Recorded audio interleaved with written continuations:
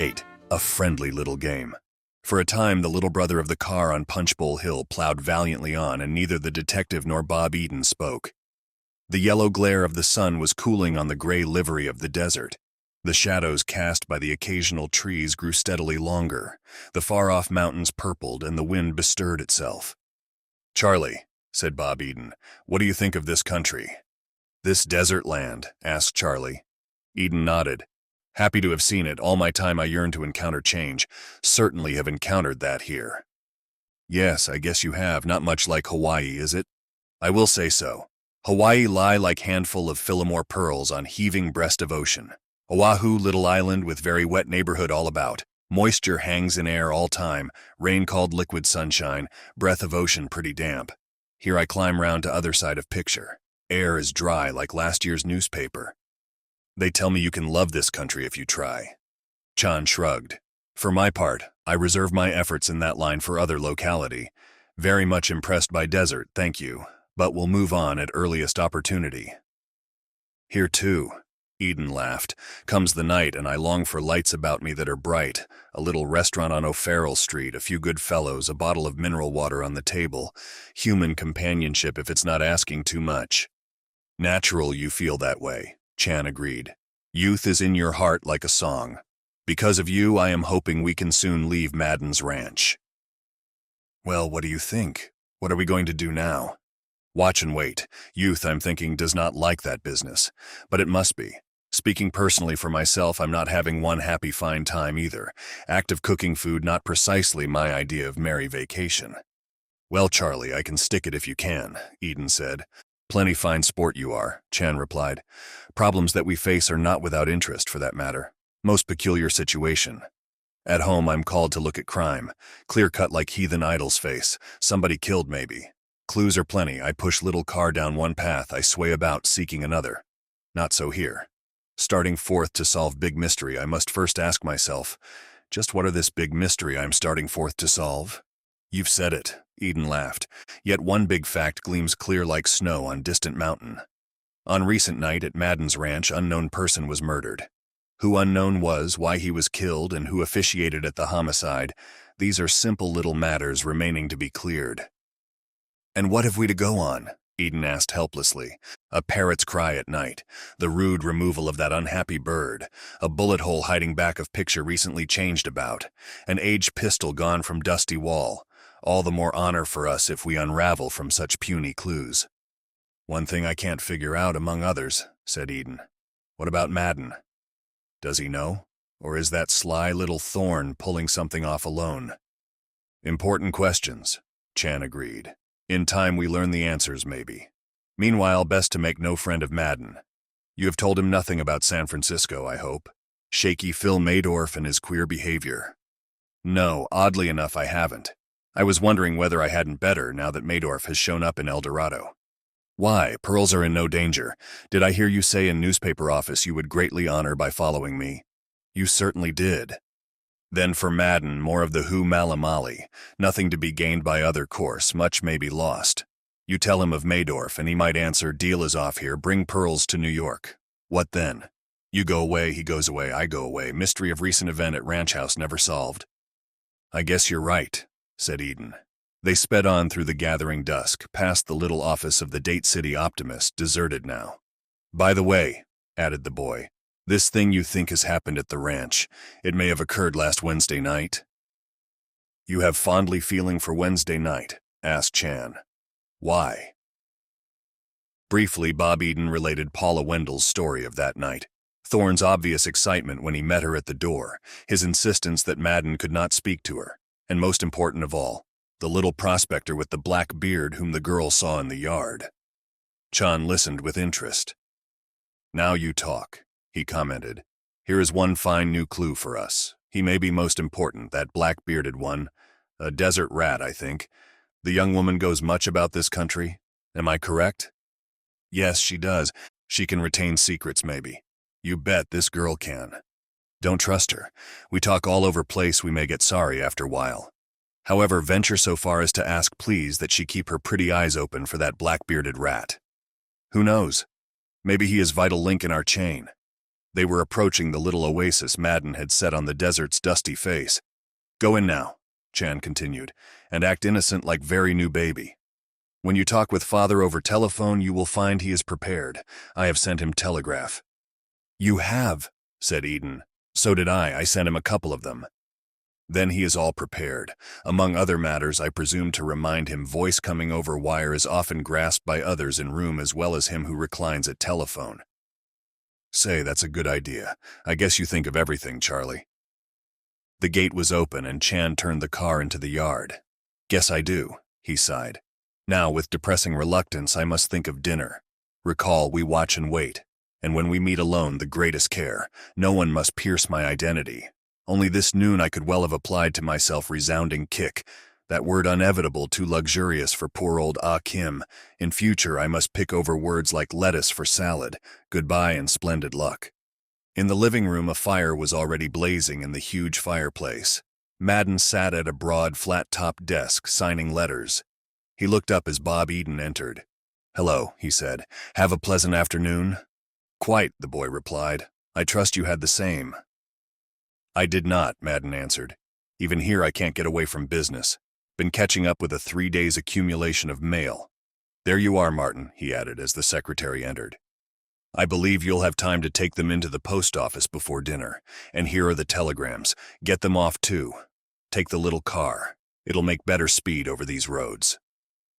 Thorne gathered up the letters, and with expert hands began folding them and placing them in envelopes.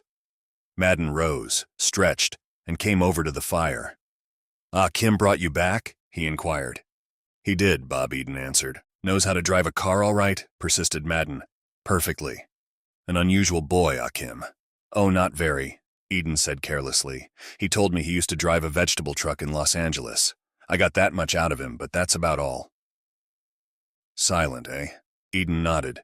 "Silent as a lawyer from Northampton, Massachusetts," he remarked. Madden laughed. "By the way," he said as Thorne went out, "your father didn't call." "No, well, he isn't likely to get home until evening. I'll try the house tonight if you want me to." "I wish you would," Madden said.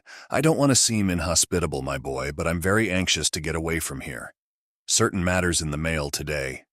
You understand." "Of course," Bob Eden answered. "I'll do all I can to help." "That's mighty good of you," Madden told him, and the boy felt a bit guilty. "I think I'll take a nap before dinner. I find nowadays it's a great aid to digestion." The famous millionaire was more human than Bob Eden had yet seen him. He stood looking down at the boy wistfully. "A matter you can't grasp, just yet," he added. "You're so damned young. I envy you." He went out, leaving Bob Eden to a Los Angeles paper he had picked up in El Dorado. From time to time, as the boy read, the quaint little figure of Ah Kim passed noiselessly. He was setting the table for dinner. An hour later, there on the lonely desert, they again sat down to Ah Kim's cooking. Very different from the restaurant of which Bob Eden thought with longing, but if the company was far from lively, the food was excellent, for the Chinese had negotiated well. When the servant came in with coffee, Madden said, "Light the fire in the patio, Ah Kim. We'll sit out there a while." The Chinese went to comply with this order, and Eden saw Madden regarding him expectantly. He smiled and rose. "Well, Dad ought to be struggling in from his hard day on the links any minute now," he said. "I'll put in that call." Madden leaped up. "Let me do it," he suggested. "Just tell me the number." The boy told him, and Madden spoke over the telephone in a voice to command respect. "By the way," he said when he had finished, "last night you intimated that certain things happened in San Francisco, things that made your father cautious. What, if you don't mind telling me?" Bob Eden thought rapidly. "Oh, it may all have been a detective's pipe dream. I'm inclined to think now that it was. You see." "Detective? What detective?" "Well, naturally, Dad has a tie-up with various private detective agencies. An operative of one of them reported that a famous crook had arrived in town and was showing an undue interest in our store. Of course, it may have meant nothing. A famous crook, eh? Who?" "Never a good liar." Bob Eden hesitated. I don't know that I remember the name. English, I believe. The Liverpool Kid, or something like that," he invented lamely. Madden shrugged. "Well, if anything's leaked out about those pearls, it came from your side of the deal," he said. "My daughter Thorne and I have certainly been discretion itself. However, I'm inclined to think it's all a pipe dream, as you say. Probably is, agreed Eden. Come outside, the millionaire invited. He led the way through the glass doors to the patio. There a huge fire roared in the outdoor fireplace, glowing red on the stone floor and on wicker chairs. Sit down, suggested Madden. A cigar? No, you prefer your cigarette, eh? He lighted up and, leaning back in his chair, stared at the dark roof above, the far-off roof of the sky. I like it out here best, he went on. A bit chilly maybe, but you get close to the desert. Ever notice how white the stars are in this country? Eden looked at him with surprise. Sure, I've noticed, he said. But I never dreamed you had, old boy, he added to himself. Inside, Thorne was busy at the radio. A horrible medley of bedtime stories, violin solos, and lectures on health and beauty drifted out to them, and then the shrill voice of a woman urging sinners to repent. Get Denver, Madden called loudly. I'm trying, Chief, answered Thorne. If I must listen to the confounded thing, Madden added to the boy, I want what I hear to come from far away, over the mountains and the plains. There's romance in that. The radio swept suddenly into a brisk band tune. That's it, nodded Madden. The orchestra at the Brown Palace in Denver. Perhaps my girl is dancing to that very music at this moment. Poor kid. She'll wonder what's become of me. I promised to be there 2 days ago. Thorne! The secretary appeared at the door. Yes, Chief? Remind me to send Evelyn a wire in the morning. I'll do that, Chief, said Thorne and vanished. And the band played on, remarked Madden. All the way from Denver, mile high amid the Rockies. I tell you, man's getting too clever. He's riding for a fall. Probably a sign of age, Mr. Eden. But I find myself longing for the older, simpler days. When I was a boy on the farm, winter mornings, the little schoolhouse in the valley. That sled I wanted. Hard times, yes, but times that made men. Oh well, I mustn't get started on that. They listened on in silence, but presently a bedtime story brought a bellow of rage from the millionaire and Thorne, getting his cue, shut off the machine. Madden stirred restlessly in his chair. We haven't enough for bridge, he remarked. How about a little poker to pass the time, my boy? Why, that would be fine, Eden replied. I'm afraid you're pretty speedy company for me, however. Oh, that's all right, we'll put a limit on it. Madden was on his feet, eager for action. Come along. They went into the living room and closed the doors. A few moments later, the three of them sat about a big round table under a brilliant light.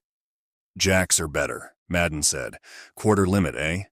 Well, replied Eden dubiously. He had good reason to be dubious, for he was instantly plunged into the poker game of his life. He had played at college and was even able to take care of himself in newspaper circles in San Francisco, but all that was child's play by comparison. Madden was no longer the man who noticed how white the stars were. He noticed how red, white, and blue the chips were, and he caressed them with loving hands. He was Madden, the plunger, the gambler with railroads and steel mills and the fortunes of little nations abroad, the Madden who, after he had played all day in Wall Street, was wont to seek the roulette wheels on 44th Street at night. Aces, he cried. 3 of them. What have you got, Eden? Apoplexy, remarked Eden, tossing aside his hand. Right here and now I offer to sell my chances in this game for a cancelled postage stamp or what have you. Good experience for you, Madden replied. Martin, it's your deal. A knock sounded suddenly on the door, loud and clear. Bob Eden felt a strange sinking of the heart. Out of the desert dark, out of the vast uninhabited wastes of the world, someone spoke and demanded to come in. Who can that be? Madden frowned. Police, suggested Eden hopefully. The joint is pinched. No such luck, he reflected. Thorne was dealing, and Madden himself went to the door and swung it open. From where he sat, Eden had a clear view of the dark desert and of the man who stood in the light. A thin man in an overcoat, a man he had seen first in a San Francisco pier shed and later in front of the Desert Edge Hotel. Shaky Phil Maydorf himself, but now without the dark glasses hiding his eyes. Good evening, said Maydorf, and his voice too was thin and cold. This is Mr. Madden's ranch, I believe? I'm Madden, what can I do for you? I'm looking for an old friend of mine, your secretary, Martin Thorne. Thorne rose and came round the table. Oh, hello, he said with slight enthusiasm. You remember me, don't you? Said the thin man. McCallum, Henry McCallum. I met you at a dinner in New York a year ago. Yes, of course, answered Thorne. Come in, won't you? This is Mr. Madden. "A great honor," said Shaky Phil, "and Mr. Eden of San Francisco." Eden rose and faced Shaky Phil Maydorf. The man's eyes without the glasses were barbed and cruel, like the desert foliage. For a long moment he stared insolently at the boy. Did he realize, Eden wondered, that his movements on the dock at San Francisco had not gone unnoticed? If he did, his nerve was excellent. "Glad to know you, Mr. Eden," he said. "Mr. McCallum," returned the boy gravely. Maydorf turned again to Madden. "I hope I'm not intruding," he remarked with a wan smile. "Fact is, I'm stopping down the road at Dr. Whitcomb's. Bronchitis. That's my trouble. It's lonesome as the devil round here, and when I heard Mr. Thorne was in the neighborhood, I couldn't resist the temptation to drop in." "Glad you did," Madden said, but his tone belied the words. "Don't let me interrupt your game," Maydorf went on. "Poker, eh? Is this a private scrap, or can anybody get into it?" "Take off your coat," Madden responded sourly, "and sit up. Martin, give the gentleman a stack of chips." "This is living again," said the newcomer, accepting briskly. "Well, and how have you been, Thorne, old man?" Thorne, with his usual lack of warmth, admitted that he had been pretty good, and the game was resumed. If Bob Eden had feared for his immediate future before, he now gave up all hope. Sitting in a poker game with Shaky Phil, well, he was certainly traveling and seeing the world. "Give me 4 cards," said Mr. Maydorf through his teeth. If it had been a bitter, brutal struggle before, it now became a battle to the death. New talent had come in, more than talent, positive genius. Maydorf held the cards close against his chest. His face was carved in stone. As though he realized what he was up against, Madden grew wary but determined. These two fought it out while Thorne and the boy trailed along like non-combatants involved in a battle of the giants. Presently, Akim entered with logs for the fire, and if the amazing picture on which his keen eyes lighted startled him, he gave no sign. Madden ordered him to bring highballs, and as he set the glasses on the table, Bob Eden noted with a secret thrill that the stomach of the detective was less than 12 inches from the long, capable hands of Shaky Phil. If the redoubtable Mr. Maydorf only knew. But Maydorf's thoughts were elsewhere than on the Phillimore pearls. "Dealer, 1 card," he demanded. The telephone rang out sharply in the room. Bob Eden's heart missed a beat. He had forgotten that. And now, after the long wait, he was finally to speak with his father, while Shaky Phil Maydorf sat only a few feet away. He saw Madden staring at him and he rose. "For me, I guess," he said carelessly. He tossed his cards on the table. "I'm out of it anyhow." Crossing the room to the telephone, he took down the receiver. "Hello? Hello, Dad? Is that you?" "Aces and trays," said Maydorf. "All mine?" Madden laid down a hand without looking at his opponents, and Shaky Phil gathered in another pot. "Yes, Dad, this is Bob," Eden was saying. "I arrived all right, stopping with Mr. Madden for a few days. Just wanted you to know where I was. Yes, that's all. Everything. I may call you in the morning. Have a good game. Too bad. Goodbye." Madden was on his feet, his face purple. "Wait a minute," he cried. "Just wanted Dad to know where I am," Eden said brightly. He dropped back into his chair. "Whose deal is it, anyhow?" Madden strangled a sentence in his throat, and once more the game was on. Eden was chuckling inwardly. More delay, and not his fault this time. The joke was on P.J. Madden. His third stack was melting rapidly away, and he reflected with apprehension that the night was young, and time of no importance on the desert anyhow. "One more hand and I drop out," he said firmly. "One more hand and we all drop out," barked Madden. Something seemed to have annoyed him. "Let's make it a good one then," said Maydorf. "The limit's off, gentlemen." It was a good one, unexpectedly a contest between Maydorf and Bob Eden.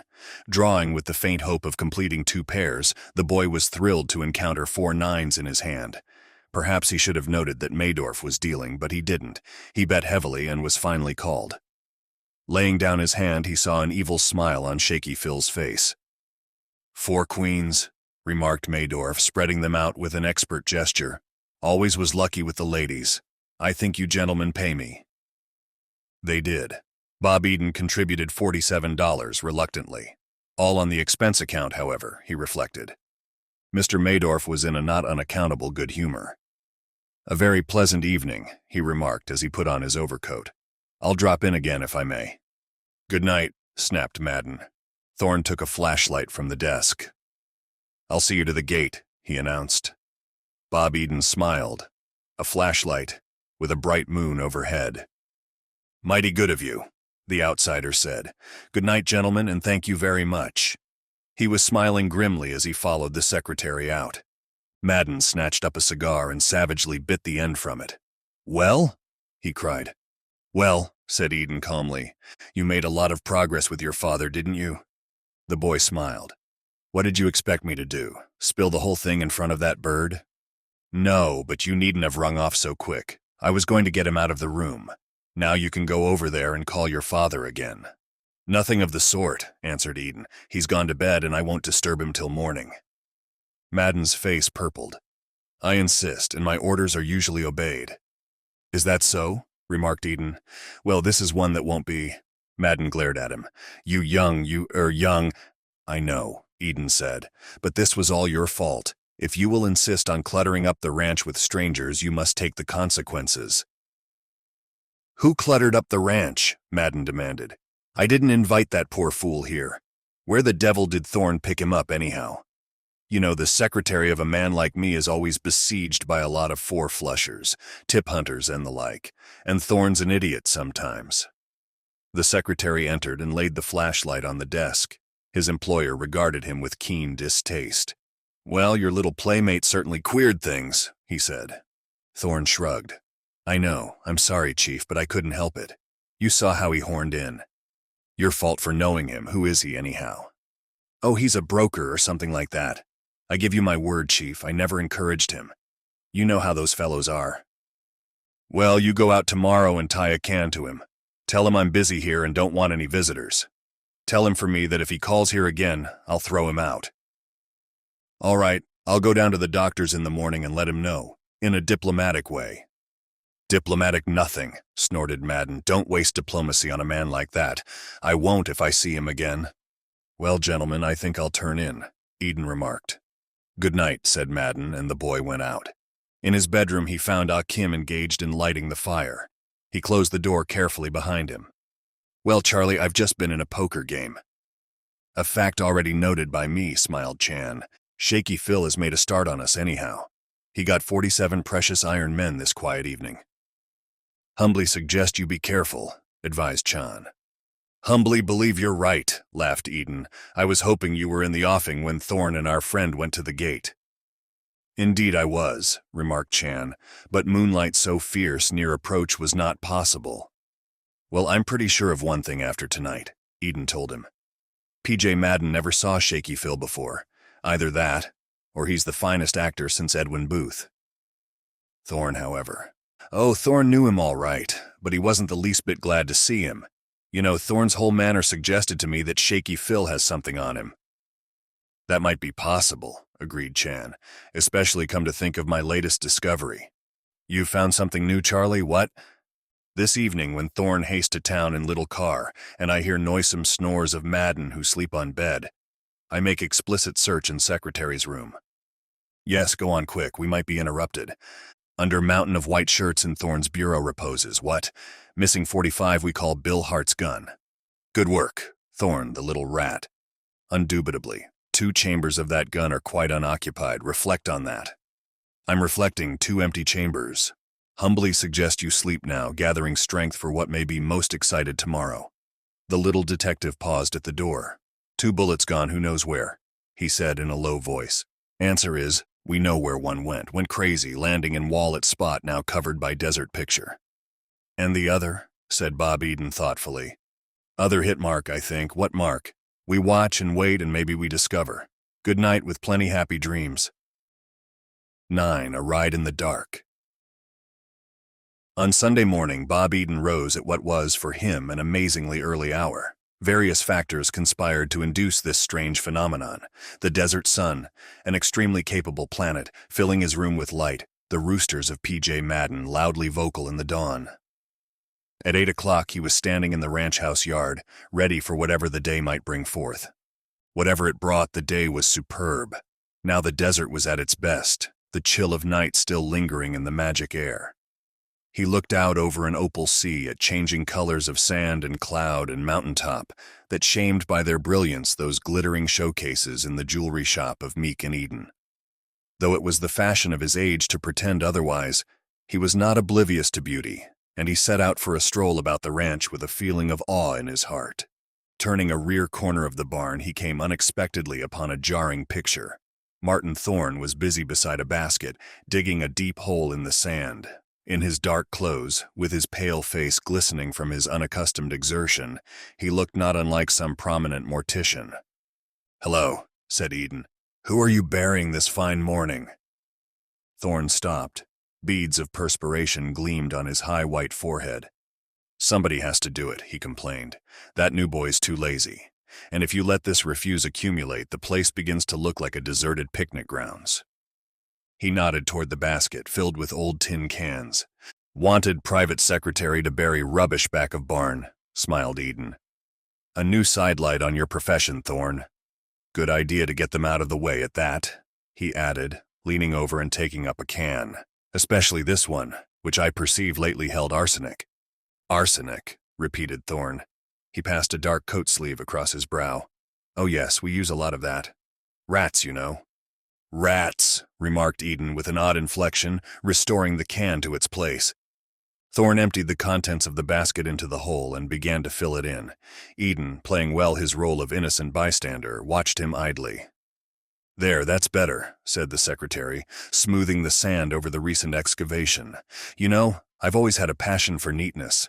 He picked up the basket. "By the way," he added, "if you don't mind, I'd like to give you a little advice." "Glad to have it," Eden replied, walking along beside him. "I don't know how anxious you people are to sell that necklace, but I've been with the chief 15 years, and I can tell you he's not the sort of man you can keep waiting with impunity. The first thing you know, young man, that deal for the pearls will be off." "I'm doing my best," Eden told him. "Besides, Madden's getting a big bargain, and he must know it if he stops to think." "Once P.J. Madden loses his temper," said Thorne, "he doesn't stop to think. I'm warning you, that's all." "Mighty kind of you," answered Eden carelessly. Thorne dropped his spade and basket by the cookhouse, from which came the pleasant odor of bacon on the stocks. Walking slowly, the secretary moved on toward the patio. Ah Kim emerged from his workroom, his cheeks flushed from close juxtaposition to a cook stove.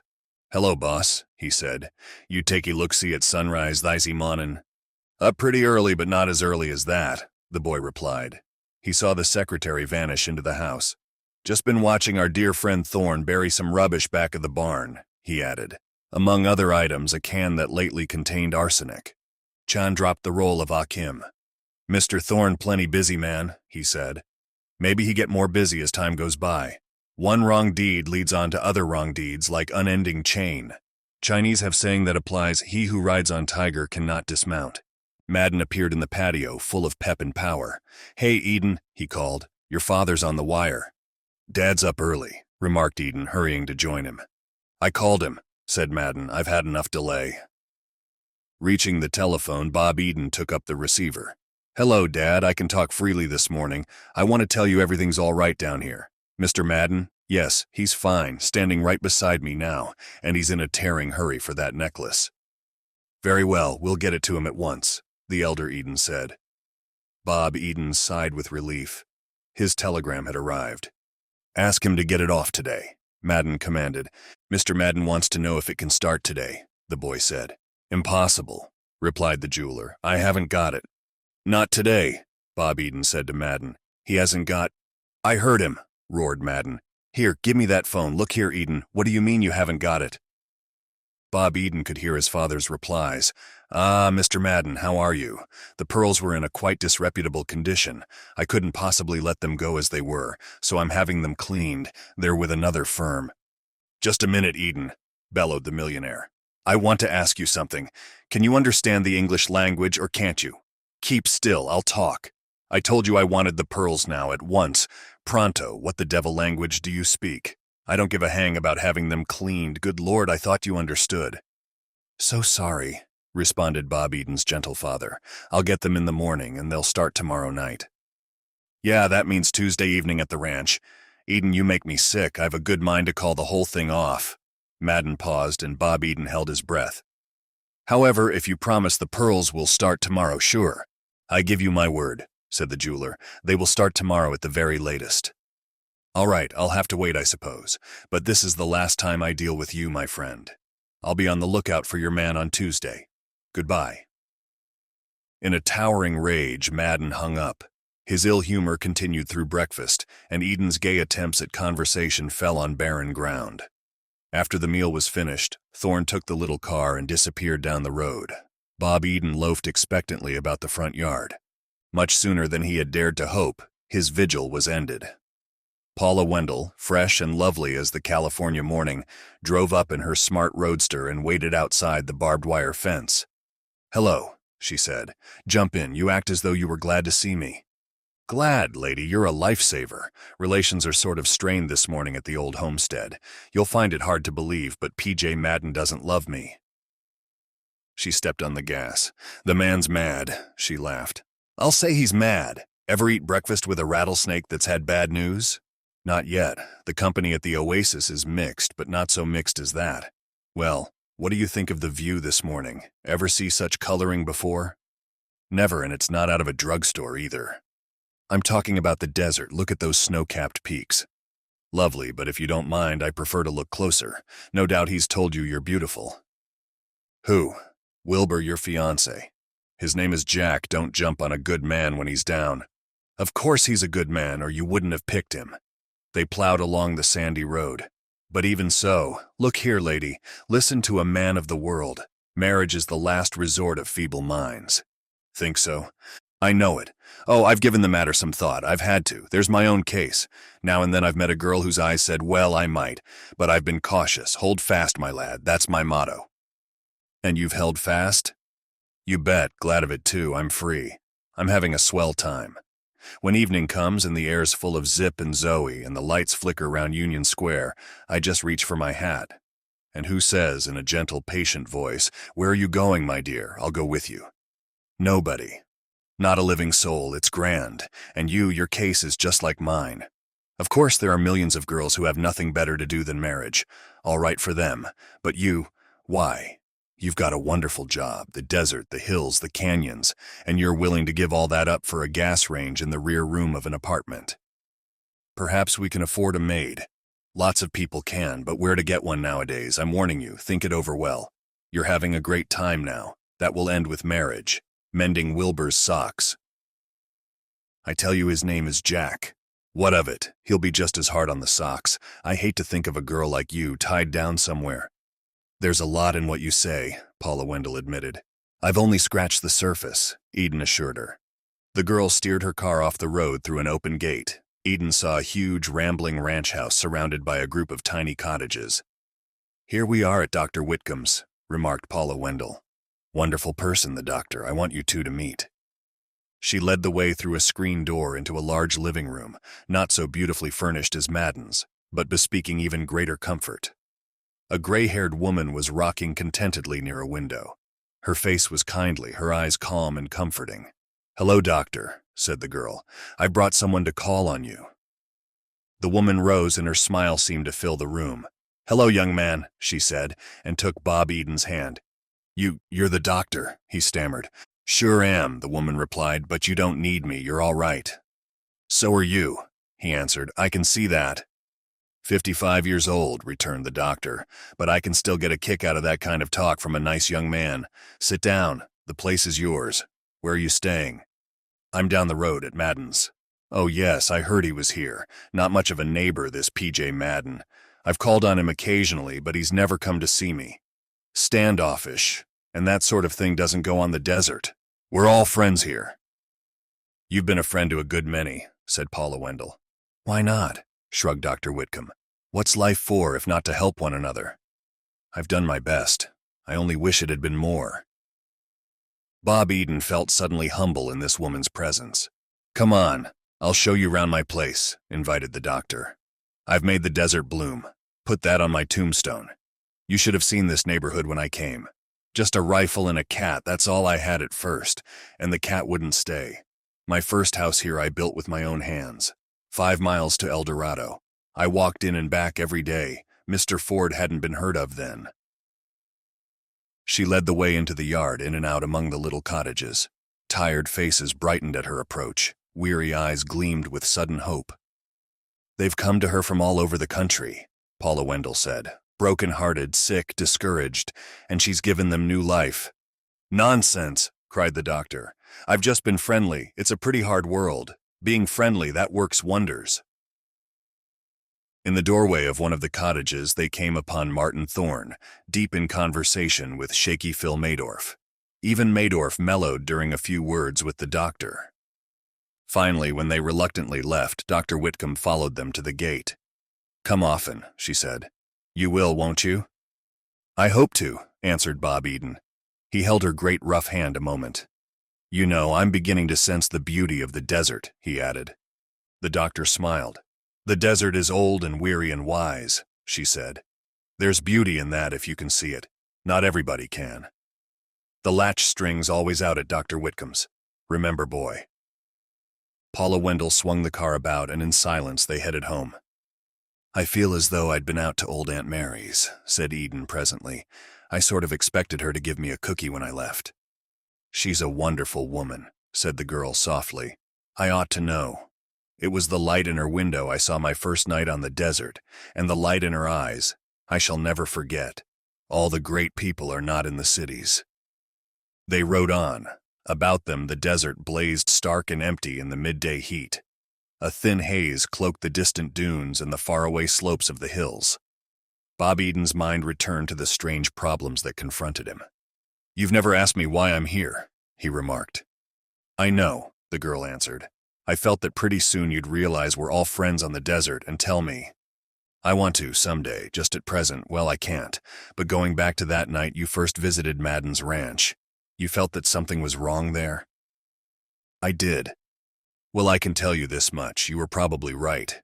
She glanced at him quickly. "And it's my job to find out if you were. That old prospector, I'd give a good deal to meet him. Isn't there a chance that you may run across him again?" "Just a chance," she replied. "Well, if you do, would you mind getting in touch with me at once, if it's not asking too much?" "Not at all," she told him. "I'll be glad to. Of course, the old man may be clear over in Arizona by now. When I last saw him, he was moving fast." "All the more reason for wanting to find him," Eden said. I wish I could explain. It isn't that I don't trust you, you know. But it's not altogether my secret." She nodded. "I understand. I don't want to know." "You grow more wonderful every minute," he told her. The minutes passed. After a time, the car halted before Madden's ranch, and Bob Eden alighted. He stood looking into the girl's eyes. Somehow they were like the eyes of Dr. Whitcomb, restful and comforting and kind. He smiled. "You know," he said, "I may as well confess it. I've been sort of disliking Wilbur, and now it comes to me suddenly. If I really mean all that about loving my freedom, then Wilbur has done me the greatest service possible. I ought not to dislike him anymore. I ought to thank him from the bottom of my heart." "What in the world are you talking about?" "Don't you understand? I've just realized that I'm up against the big temptation of my life, but I don't have to fight it. Wilbur has saved me. Good old Wilbur. Give him my love when next you write." She threw her car into gear. "Don't you worry," she advised. "Even if there hadn't been a Wilbur, your freedom wouldn't have been in the slightest danger. I would have seen to that." "Somehow I don't care for that remark," Eden said. "It ought to reassure me, but as a matter of fact, I don't like it at all. Well, I owe you for another buggy ride. Sorry to see you go. It looks like a dull Sunday out here. Would you mind if I drifted into town this afternoon?" "I probably wouldn't even know it," said the girl. "Goodbye." Bob Eden's prediction about Sunday proved true. It was long and dull. At 4 in the afternoon he could stand it no longer. The blazing heat was dying, a restless wind had risen, and with the permission of Madden, who was still ill-humored and evidently restless too, he took the little car and sped toward the excitement of El Dorado. Not much diversion there. In the window of the Desert Edge Hotel, the proprietor waited grimly through an interminable Sunday paper. Main Street was hot and deserted. Leaving the car before the hotel, the boy went to Holly's office. The editor came to the door to meet him. "Hello," he said. "I was hoping you'd come along. Kind of lonesome in the great open spaces this afternoon. By the way, there's a telegram here for you." Eden took the yellow envelope and hurriedly tore it open. The message was from his father. I don't understand what it's all about, but I am most disturbed. For the present, I will follow your instructions. I'm trusting you two utterly, but I must remind you that it would be most embarrassing for me if sale fell through. Jordans are eager to consummate deal, and Victor threatens to come down there any moment. Keep me advised." "Huh," said Bob Eden. "That would be fine." "What would?" asked Holly. "Victor threatens to come, the son of the woman who owns the pearls. All we need here to wreck the works is that amiable bonehead and his spats." "What's new?" asked Holly as they sat down. "Several things," Bob Eden replied. "To start with the big tragedy, I'm out $47. He told of the poker game. In addition, Mr. Thorne has been observed burying a can that once held arsenic. Furthermore, Charlie has found that missing pistol in Thorne's bureau, with 2 chambers empty." Holly whistled. "Has he really? You know, I believe your friend Chan is going to put Thorne back of the bars before he's through." "Perhaps," admitted Eden. "Got a long way to go, though. You can't convict a man of murder without a body to show for it." "Oh, Chan will dig that up." Eden shrugged. "Well, if he does, he can have all the credit. And do all the digging. Somehow it's not the sort of thing that appeals to me. I like excitement, but I like it nice and neat. Heard from your interview?" "Yes, it's to be released in New York tomorrow." The tired eyes of Will Holly brightened. "I was sitting here getting a thrill out of the idea when you came in." He pointed to a big scrapbook on his desk. "Some of the stories I wrote on the old Sun," he explained. "Not bad, if I do say it myself." Bob Eden picked up the book and turned the pages with interest. "I've been thinking of getting a job on a newspaper myself," he said. Holly looked at him quickly. "Think twice," he advised. "You, with a good business waiting for you, what has the newspaper game to offer you? Great while you're young, maybe. Great even now when the old order is changing and the picture paper is making a monkey out of a grand profession. But when you're old—" He got up and laid a hand on the boy's shoulder. "When you're old, and you're old at 40, then what? The copy desk, and someday the owner comes in and sees a streak of gray in your hair, and he says, 'Throw that doddering fool out. I want young men here.' No, my boy. Not the newspaper game. You and I must have a long talk." They had it. It was 5 by the little clock on Holly's desk when the editor finally stood up and closed his scrapbook. "Come on," he said. "I'm taking you to the Oasis for dinner." Eden went gladly. At one of the tables opposite the narrow counter, Paula Wendell sat alone. "Hello," she greeted them. "Come over here. I felt in an expansive mood tonight. Had to have the prestige of a table." They sat down opposite her. "Did you find the day as dull as you expected?" inquired the girl of Eden. "Very dull by contrast after you left me," he answered. "Try the chicken," she advised. "Born and raised right here at home, and the desert hen is no weak sister. Not so bad, however."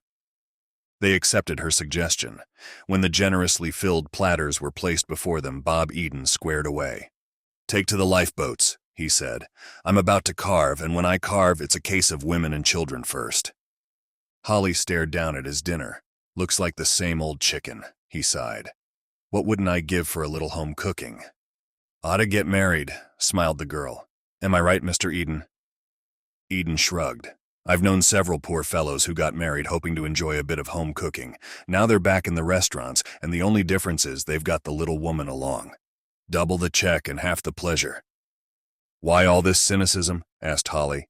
"Oh, Mr. Eden is very much opposed to marriage," the girl said. "He was telling me today." "Just trying to save her," Eden explained. "By the way, do you know this Wilbur who's won her innocent, trusting heart?" "Wilbur?" asked Holly blankly. "He will persist in calling Jack out of his name," the girl said. "It's his disrespectful way of referring to my fiancée." Holly glanced at the ring. "No, I don't know him," he announced. "I certainly congratulate him, though." "So do I," Eden returned, "on his nerve.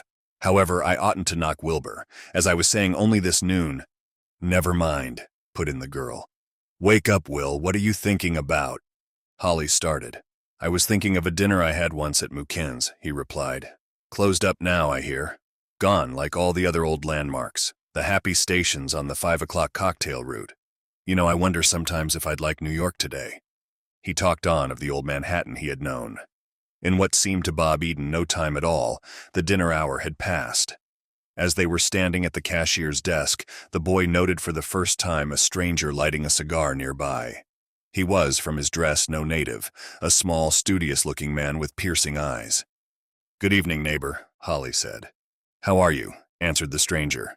"Come down to look us over," the editor asked, thinking of his next issue. "Dropped in for a call on the kangaroo rat," replied the man. "I understand there's a local variety whose tail measures 3 millimeters longer than any hitherto recorded." "Oh," returned Holly. "One of those fellows, eh? We get them all. Beetle men and butterfly men, mouse and gopher men. Drop round to the office of the Times someday and we'll have a chat." "Delighted," said the little naturalist. "Well, look who's here," cried Holly suddenly. Bob Eden turned and saw entering the door of the oasis a thin little Chinese who seemed as old as the desert. His face was the color of a beloved meerschaum pipe, his eyes beady and bright. "Louis Wong," Holly explained. "Back from San Francisco, eh, Louis?" "Hello, boss," said Louis in a high, shrill voice. "My come back." "Didn't you like it up there?" Holly persisted. "San Francisco no good," answered Louis. "All-time lane dlop on nose. My like 'em here." "Going back to Madden's, eh?" Holly inquired. Louis nodded. "Well, here's a bit of luck for you, Louis. Mr. Eden is going out to the ranch presently and you can ride with him." "Of course," assented Eden. "Catch 'em hot tea. You wait just lit a time, boss," said Louis, sitting up to the counter. "We'll be down in front of the hotel," Holly told him. The three of them went out. The little naturalist followed and slipped by them, disappearing in the night. Neither Holly nor Eden spoke. When they reached the hotel, they stopped. "I'm leaving you now," Paula Wendell said. "I have some letters to write." "Ah, yes," Eden remarked. "Well, don't forget my love to Wilbur." "These are business letters," she answered severely. "Good night." The girl went inside. "So Louis's back," Eden said. "That makes a pretty situation." "What's the matter?" Holly said. "Louis may have a lot to tell." "Perhaps, but when he shows up at his old job, what about Charlie? He'll be kicked out and I'll be alone on the big scene. Somehow I don't feel I know my lines." "I never thought of that," replied the editor. "However, there's plenty of work for two boys out there when Madden's in residence. I imagine he'll keep them both. And what a chance for Charlie to pump old Louis dry. You and I could ask him questions from now until doomsday and never learn a thing. But Charlie, that's another matter." They waited, and presently Louis Wong came shuffling down the street, a cheap little suitcase in one hand and a full paper bag in the other. "What you got there, Louis?" Holly asked. He examined the bag. "Bananas, eh?" "Tony like 'em banana," the old man explained. "Pleasant faw, Tony." Eden and Holly looked at each other. "Louis," said the editor gently, "poor Tony's dead." Anyone who believes the Chinese face is always expressionless should have seen Louis's then. A look of mingled pain and anger contorted it, and he burst at once into a flood of language that needed no translator. It was profane and terrifying. "Poor old Louis," Holly said. "He's reviling the street, as they say in China." "Do you suppose he knows?" asked Eden. "That Tony was murdered, I mean." "Search me," answered Holly. "It certainly looks that way, doesn't it?" Still loudly vocal, Louis Wong climbed onto the back seat of the flivver, and Bob Eden took his place at the wheel. "Watch your step, boy," advised Holly. "See you soon. Good night." Bob Eden started the car, and with old Louis Wong set out on the strangest ride of his life. The moon had not yet risen. The stars, wan and far off and unfriendly, were devoid of light. They climbed between the mountains, and that mammoth doorway led seemingly to a black and threatening inferno that Eden could sense but could not see. Down the rocky road and onto the sandy floor of the desert they crept along. Out of the dark beside the way gleamed little yellow eyes, flashing hatefully for a moment, then vanishing forever. Like the ugly ghosts of trees that had died, the Joshuas writhed in agony, casting deformed, appealing arms aloft. And constantly as they rode on, muttered the weird voice of the old Chinese on the back seat, mourning the passing of his friend, the death of Tony. Bob Eden's nerves were steady, but he was glad when the lights of Madden's ranch shone with a friendly glow ahead. He left the car in the road and went to open the gate. A stray twig was caught in the latch, but finally he got it open, and returning to the car, swung it into the yard. With a feeling of deep relief, he swept up before the barn. Charlie Chan was waiting in the glow of the headlights. "Hello, Ah Kim," Eden called. "Got a little playmate for you in the back seat. Louis Wong has come back to his desert." He leaped to the ground. All was silence in the rear of the car. "Come on, Louis," he cried. "Here we are." He stopped, a sudden thrill of horror in his heart. In the dim light, he saw that Louis had slipped to his knees and that his head hung limply over the door at the left. "My God," cried Eden. "Wait," said Charlie Chan, "I get flashlight." He went while Bob Eden stood fixed and frightened in his tracks. Quickly, the efficient Charlie returned and made a hasty examination with the light. Bob Eden saw a gash in the side of Louis's old coat, a gash that was bordered with something wet and dark. "Stabbed in the side," said Charlie calmly. "Dead, like Tony." "Dead when?" gasped Eden. "In the minute I left the car at the gate. Why, it's impossible." Out of the shadows came Martin Thorne, his pale face gleaming in the dusk. "What's all this?" he asked. "Why, it's Louis. What's happened to Louis?" He bent over the door of the car, and the busy flashlight in the hand of Charlie Chan shone for a moment on his back. Across the dark coat was a long tear, a tear such as might have been made in the coat of one climbing hurriedly through a barbed wire fence. "This is terrible," Thorne said. "Just a minute, I must get Mr. Madden." He ran to the house, and Bob Eden stood with Charlie Chan by the body of Louis Wong. "Charlie," whispered the boy huskily, "you saw that rip in Thorne's coat?" "Most certainly," answered Chan. "I observed it. What did I quote to you this morning? Old saying of Chinese. He who rides a tiger cannot dismount." "Yeah." 10 Bliss of the homicide squad. In another moment, Madden was with them there by the car, and they felt rather than saw a quivering, suppressed fury in every inch of the millionaire's huge frame. With an oath, he snatched the flashlight from the hand of Charlie Chan and bent over the silent form in the back of the flivver. The glow from the lamp illuminated faintly his big red face, his searching eyes, and Bob Eden watched him with interest. There in that dusty car lay the lifeless shape of one who had served Madden faithfully for many years. Yet no sign either of compassion or regret was apparent in the millionaire's face, nothing save a constantly growing anger. Yes, Bob Eden reflected, those who had reported Madden lacked a heart spoke nothing but the truth. Madden straightened and flashed the light into the pale face of his secretary. "Fine business," he snarled. "Well, what are you staring at me for?" cried Thorne, his voice trembling. "I'll stare at you if I choose, though God knows I'm sick of the sight of your silly face." "I've had about enough from you," warned Thorne, and the tremor in his voice was rage. For a moment they regarded each other while Bob Eden watched them, amazed. For the first time he realized that under the mask of their daily relations, these two were anything but friends. Suddenly Madden turned the light on Charlie Chan. "Look here, Ah Kim, this was Louis Wong, the boy you replaced here, savvy? You've got to stay on the ranch now after I've gone too. How about it?" "I think I stay, boss." "Good. You're the only bit of luck I've had since I came to this accursed place. Bring Louis into the living room on the couch. I'll call El Dorado." He stalked off through the patio to the house, and after a moment's hesitation, Chan and the secretary picked up the frail body of Louis Wong. Slowly, Bob Eden followed that odd procession. In the living room, Madden was talking briskly on the telephone. Presently, he hung up the receiver. "Nothing to do but wait," he said. "There's a sort of constable in town. He'll be along pretty soon with the coroner. Oh, it's fine business. They'll overrun the place, and I came here for a rest." "I suppose you want to know what happened," Eden began. "I met Louis Wong in town at the Oasis Cafe.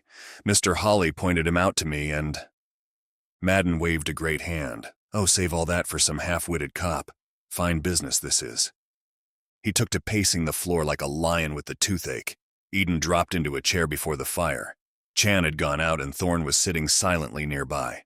Madden continued to pace. Bob Eden stared at the blazing logs. What sort of affair had he got into, anyhow? What desperate game was afoot here on Madden's ranch, far out on the lonely desert?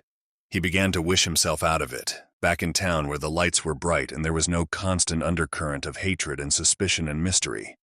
He was still thinking in this vein when the clatter of a car sounded in the yard. Madden himself opened the door, and two of El Dorado's prominent citizens entered. "Come in, gentlemen," Madden said, amiable with an effort. "Had a little accident out here." One of the two, a lean man with a brown, weather-beaten face, stepped forward. "Howdy, Mr. Madden, I know you, but you don't know me. I'm Constable Brackett, and this is our coroner, Dr. Sims. A murder, you said on the phone." Well, replied Madden, I suppose you could call it that, but fortunately no one was hurt. No white man, I mean.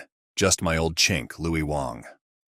Ah Kim had entered in time to hear this speech, and his eyes blazed for a moment as they rested on the callous face of the millionaire. Louis, said the constable. He went over to the couch. Why, poor old Louis? Harmless as they come, he was. Can't figure who'd have anything against old Louis. The coroner, a brisk young man, also went to the couch and began an examination. Constable Brackett turned to Madden. Now, we'll make just as little trouble as we can, Mr. Madden, he promised. Evidently, he was much in awe of this great man. But I don't like this, it reflects on me. I gotta ask a few questions. You see that, don't you? Of course, answered Madden. Fire away. I'm sorry, but I can't tell you a thing. I was in my room when my secretary, he indicated Thorne, came in and said that Mr. Eden here had just driven into the yard with the dead body of Louis in the car. The constable turned with interest to Eden. Where'd you find him? He inquired. He was perfectly all right when I picked him up, Eden explained. He launched into his story, the meeting with Louis at the oasis, the ride across the desert, the stop at the gate, and finally the gruesome discovery in the yard. The constable shook his head. All sounds mighty mysterious to me, he admitted. You say you think he was killed while you was opening the gate. What makes you think so? He was talking practically all the way out here, Eden replied, muttering to himself there in the back seat. I heard him when I got out to unfasten the gate. What was he saying? He was talking in Chinese. I'm sorry, but I'm no sinologue. I ain't accused you of anything, have I? A sinologue is a man who understands the Chinese language. Bob Eden smiled. Oh. The constable scratched his head. This here secretary now? Thorne came forward. He had been in his room, he said, when he heard a disturbance in the yard and went outside. Absolutely nothing to offer. Bob Eden's glance fell on the tear across the back of Thorne's coat. He looked at Charlie Chan, but the detective shook his head. Say nothing, his eyes directed. The constable turned to Madden. Who else is on the place? He wanted to know. Nobody but Ah Kim here, he's all right. The officer shook his head. Can't always tell, he averred. All these Tong wars, you know. He raised his voice to a terrific bellow. Come here, you, he cried. Ah Kim, lately Detective Sergeant Chan of the Honolulu Police, came with expressionless face and stood before the constable. How often he had played the opposite role in such a scene, played it far better than this mainland officer ever would. Ever see this Louis Wong before? Thundered the constable. Me, boss? No, boss, I no see him. New round here, ain't you? Come last Friday, boss. Where did you work before this? All place, boss, big town, little town. I mean, where'd you work last? Lay load, I think, boss. Santa Fe lay load, lay sticks on ground. Well, doggone. The constable had run out of questions. Ain't had much practice at this sort of thing, he apologized. Been so busy confiscating liquor these last few years I sort of lost the knack for police work. This is sheriff's stuff. I called him before we come out and he's sending Captain Bliss of the homicide squad down tomorrow morning. So we won't bother you no more tonight, Mr. Madden. The coroner came forward. We'll take the body in town, Mr. Madden, he said. I'll have the inquest in there, but I may want to bring my jurors out here sometime tomorrow. Oh, sure, replied Madden. Just attend to anything that comes up and send all the bills to me. Believe me, I'm sorry this thing has happened. So am I, said the constable. Louis was a good old scout. Yes, and well, I don't like it. It's annoying. Almighty mysterious to me, the constable admitted again. My wife told me I never ought to take this job. Well, so long, Mr. Madden. Great pleasure to meet a man like you. When Bob Eden retired to his room, Madden and Thorne were facing each other on the hearth. Something in the expression of each made him wish he could overhear the scene about to be enacted in that room. Ah Kim was waiting beside a crackling fire. I make 'em burn, boss, he said. Eden closed the door and sank into a chair. Charlie, in heaven's name, what's going on here? He inquired helplessly. Chan shrugged. Plenty goes on, he said. 2 nights now gone since in this room I hint to you Chinese or psychic people. On your face then I see well-bred sneer. I apologize, Eden returned. No sneering after this, even the well-bred kind, but I'm certainly stumped. This thing tonight— Most unfortunate, this thing tonight, said Chan thoughtfully. Humbly suggest you be very careful or everything spoils. Local police come thumping onto scene, not dreaming in their slight brains that murder of Louis are of no importance in the least. Not important, you say? No, indeed, not when compared to other matters. Well, it was pretty important to Louis, I guess, said Eden. Guess so, too. But murder of Louis, just like death of PARROT, one more dark deed covering up very black deed occurring here before we arrive on mysterious scene. Before PARROT go, before Louis make unexpected exit, unknown person dies screaming unanswered cries for help. Who? Maybe in time we learn. Then you think Louis was killed because he knew too much? Just like Tony, yes. Poor Louis, very foolish, does not stay in San Francisco when summoned there. Comes with sad blunder back to desert. Most bitterly unwelcome here. One thing puzzles me. Only one thing, asked Eden. One at present, other puzzles put aside for moment. Louis goes on Wednesday morning, probably before Black Deed was done. How then does he know? Did Act have echo in San Francisco? I'm most sad not to have talk with him, but there are other paths to follow. I hope so, sighed Bob Eden. But I don't see them. This is too much for me. Plenty for me, too, agreed Chan. Pretty quick I go home, lifelong yearning for travel forever quenched. Keep in mind, much better police do not find who killed Louis Wong. If they do, our fruit may be picked when not yet ripe. We should handle case. Officers of law must be encouraged off of ranch at earliest possible time, having found nothing. Well, the constable was easy enough, smiled Eden. All looked plenty mysterious to him, answered Chan, smiling too. I sympathized with him in that, Eden admitted. But this Captain Bliss probably won't be so simple. You watch your step, Charlie, or they'll lock you up. Chan nodded. New experiences crowd close on this mainland, he said. Detective Sergeant Chan, a murder suspect. Maybe I laugh at that when I get home again. Just now, laugh won't come. A warm good night. Wait a minute, interrupted Eden. How about Tuesday afternoon? Madden's expecting the messenger with the pearls then, and somehow I haven't a stall left in me. Chan shrugged. 2 days yet, stop the worry. Much may manage to occur before Tuesday afternoon. He went out softly. Just as they finished breakfast on Monday morning, a knock sounded on the door of the ranch house, and Thorne admitted Will Hawley. Oh, said Madden sourly. His manner had not improved overnight. So you're here again. Naturally, replied Hawley. Being a good newspaper man, I'm not overlooking the first murder we've had round here in years. He handed a newspaper to the millionaire. By the way, here's a Los Angeles morning paper. Our interview is on the front page. Madden took it without much interest. Over his shoulder, Bob Eden caught a glimpse of the headlines. ERA of prosperity due, says famed magnate. P.J. Madden, interviewed on Desert Ranch, predicts business boom. Madden glanced idly through the story. When he had finished, he said, In the New York papers, I suppose? Of course, Hawley answered. All over the country this morning. You and I are famous, Mr. Madden. But what's this about poor old Louis? Don't ask me, frowned Madden. Some fool bumped him off. Your friend Eden can tell you more than I can. He got up and strode from the room. Eden and Hawley stared at each other for a moment, then went together into the yard. Pretty raw stuff, remarked Hawley. It makes me hot. Louis was a kindly old soul, killed in the car, I understand. Eden related what had happened. They moved farther away from the house. Well, who do you think? Hawley inquired. I think Thorne, Eden answered. However, Charlie says Louis's passing was just a minor incident, and it will be better all round if his murderer isn't found just at present. Of course he's right. Of course he is. And there isn't much danger they'll catch the guilty man at that. The constable is a helpless old fellow. How about this Captain Bliss? Oh, he's a big, noisy bluff with a fatal facility for getting the wrong man. The sheriff's a regular fellow, with brains, but he may not come round. Let's stroll out and look over the ground where you left the car last night. I've got something to slip you, a telegram from your father, I imagine. As they went through the gate, the telegram changed hands. Holding it so it could not be seen from the house, Bob Eden read it through. Well, Dad says he's going to put up the bluff to Madden. That's he's sending Draycott with the pearls tonight. Draycott? Asked Hawley. He's a private detective Dad uses in San Francisco. As good a name as any, I suppose. When Draycott fails to arrive, Dad's going to be very much upset. The boy considered for a moment. I guess it's about the best he can do, but I hate all this deception, and I certainly don't like the job of keeping Madden cool. However, something may happen before then. They examined the ground where Bob Eden had halted the car while he opened the gate the night before. The tracks of many cars passing in the road were evident, but no sign of any footsteps. "Even my footprints are gone," remarked Eden. "Do you suppose it was the wind drifting the sand?"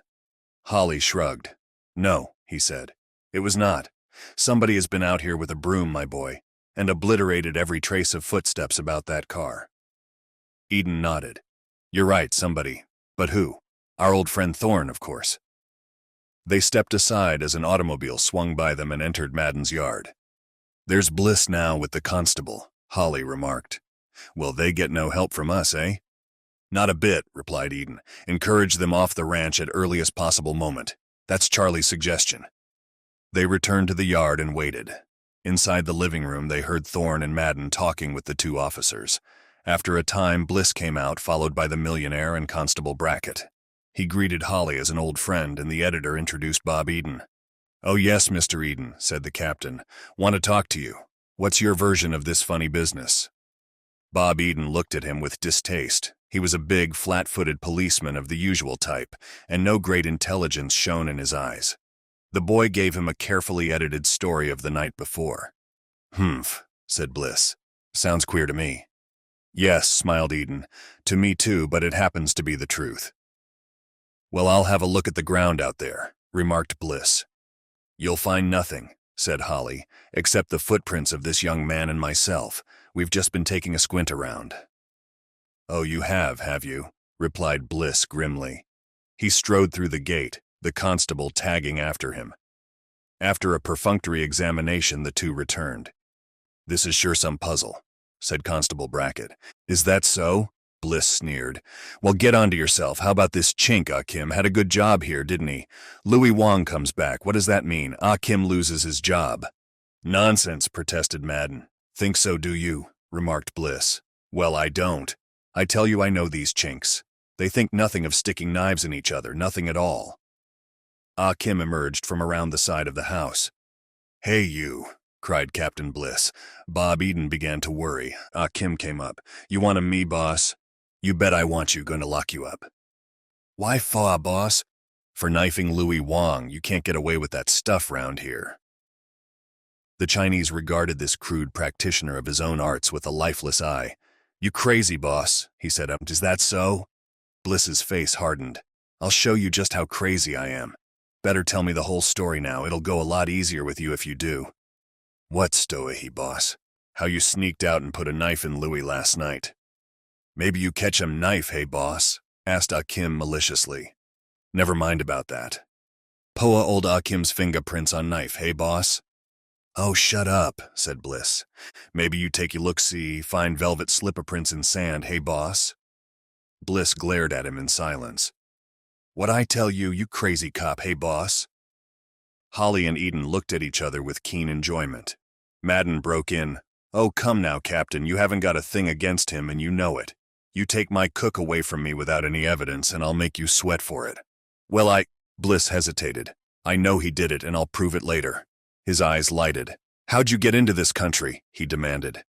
"Melican citizen, boss, born San Francisco, 45 year old now." "Born here, eh? Is that so? Then you've got your chokki, I suppose. Let me see it." Bob Eden's heart sank to his boots. Though many Chinese were without chokjis, he knew that the lack of one would be sufficient excuse for this stupid policeman to arrest Chan at once. Another moment, and they'd all be done for. "Come on," bellowed Bliss. "What you say, boss?" parried Ah Kim. "You know what I said. Your chokji certificate, hand it over or by heaven I'll lock you up so quick." "Oh, boss. Certificate, a light, boss." And before Eden's startled gaze, the Chinese took from his blouse a worn slip of paper about the size of a banknote and handed it to Bliss. The captain read it sourly and handed it back. "All right, but I ain't through with you yet," he said. "Thanks, boss," returned Ah Kim, brightening. "You plenty crazy, boss. That's all. Goodbye." And he shuffled away. "I told you it looked terrible, mysterious to me," commented the constable. "Oh, for Pete's sake, shut up," cried Bliss. "Mr. Madden, I'll have to admit I'm stumped for the time being, but that condition don't last long with me. I'll get to the bottom of this yet. You'll see me again." "Run out any time," Madden invited with deep insincerity. "If I happen on anything, I'll call Constable Brackett." Bliss and the constable got into their car and rode away. Madden returned to the house. "Oh, excellent, Chan," said Will Hawley softly. "Where in Sam Hill did he get that Chokji?" "It looked as though we were done for," Eden admitted, "but good old Charlie thinks of everything." Hawley climbed into his car. "Well, I guess Madden isn't going to invite me to lunch. I'll go along. You know, I'm keener than ever to get the answer to this puzzle. Louis was my friend. It's a rotten shame." "I don't know where we're going, but we're on our way," Eden answered. "I'd feel pretty helpless if I didn't have Charlie with me." "Oh, you've got a few brains, too," Hawley assured him. "You're crazy, boss," Eden laughed as the editor drove away. Returning to his room, he found Akim calmly making the bed. "Charlie, you're a peach," said the boy, closing the door. "I thought we were sunk without warning. Whose Chokji did you have anyhow?" "Akim's Chokji, to be sure," smiled Chan. "Who's Akim?" "Akim, humble vegetable merchant who drive me amidst other garden truck from Barstow to El Dorado. I make simple arrangement to rent Chokji short while. Happy to note long wear in pockets make photograph look like image of anybody. Came to me in bright flash, Madden might ask for identification certificate before engaging me for honorable tasks. Madden did not do so, but thing fit in plenty neat all the same." "It certainly did," Eden agreed. "You're a brick to do all this for the Jordans and for Dad. I hope they pay you handsomely." Chan shook his head. "What you say in car riding to ferry. Postman on holiday itches to try long stretch of road. All this sincere pleasure for me. When I untie knots and find answer that will be fine reward." He bowed and departed. Some hours later, while they waited for lunch, Bob Eden and Madden sat talking in the big living room. The millionaire was reiterating his desire to return east at the earliest possible moment. He was sitting facing the door. Suddenly on his big red face appeared a look of displeasure so intense it startled the boy. Turning about, Eden saw standing in the doorway the slight figure of a man, a stooped, studious-looking man who carried a suitcase in one hand, the little naturalist of the Oasis Cafe. "Mr. Madden?" inquired the newcomer. "I'm Madden," said the millionaire. "What is it?" "Ah, yes." The stranger came into the room and set down his bag. "My name, sir, is Gamble, Thaddeus Gamble, and I am keenly interested in certain fauna surrounding your desert home. I have here a letter from an old friend of yours, the president of a college that has received many benefactions at your hands. If you will be so kind as to look it over." He offered the letter and Madden took it, glaring at him in a most unfriendly manner.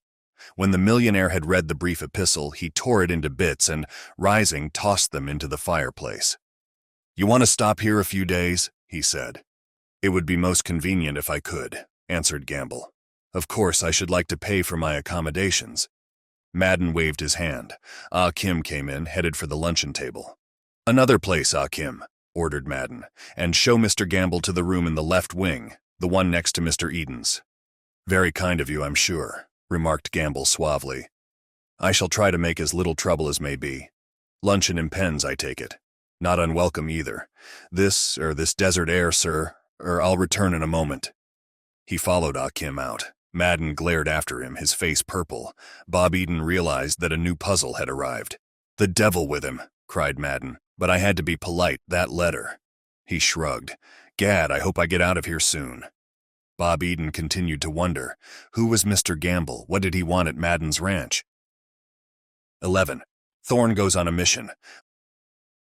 Whatever Mr. Gamble's mission at the ranch, Bob Eden reflected during lunch, it was obviously a peaceful one. Seldom had he encountered a more mild-mannered little chap. All through the meal, the newcomer talked volubly and well, with the gentle, cultivated accent of a scholar. Madden was sour and unresponsive.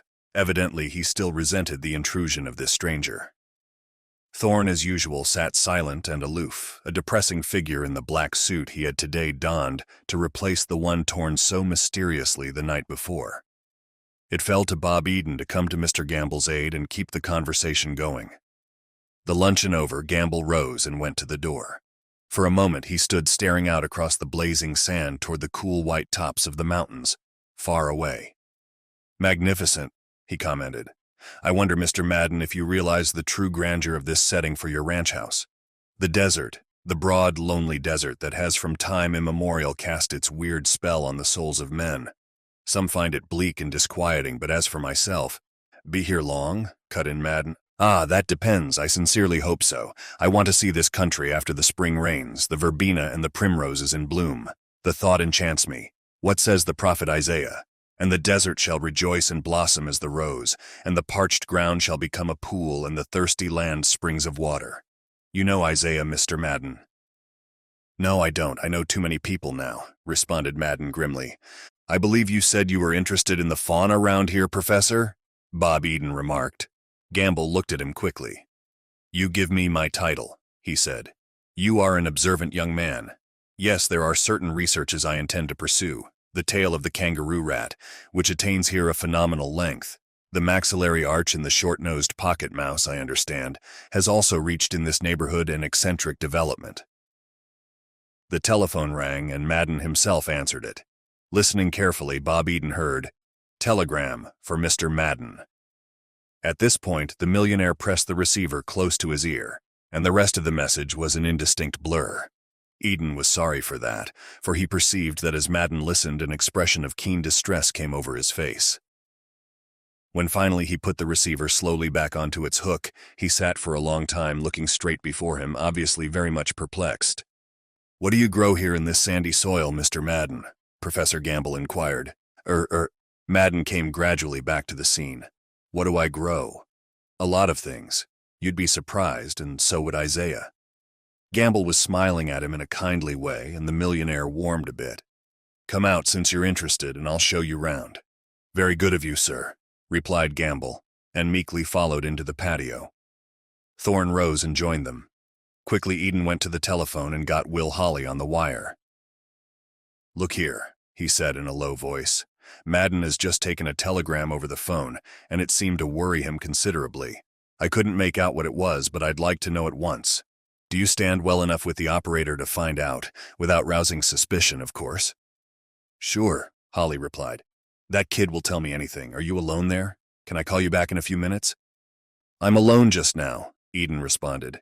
"If I shouldn't be when you call back, I'll pretend you want Madden and turn you over to him. You can fake something to say, but if you hurry, that may not be necessary. Speed, brother, speed." As he turned away, Akim came in to gather up the luncheon things. "Well, Charlie," Eden remarked, "another guest at our little hotel, eh?"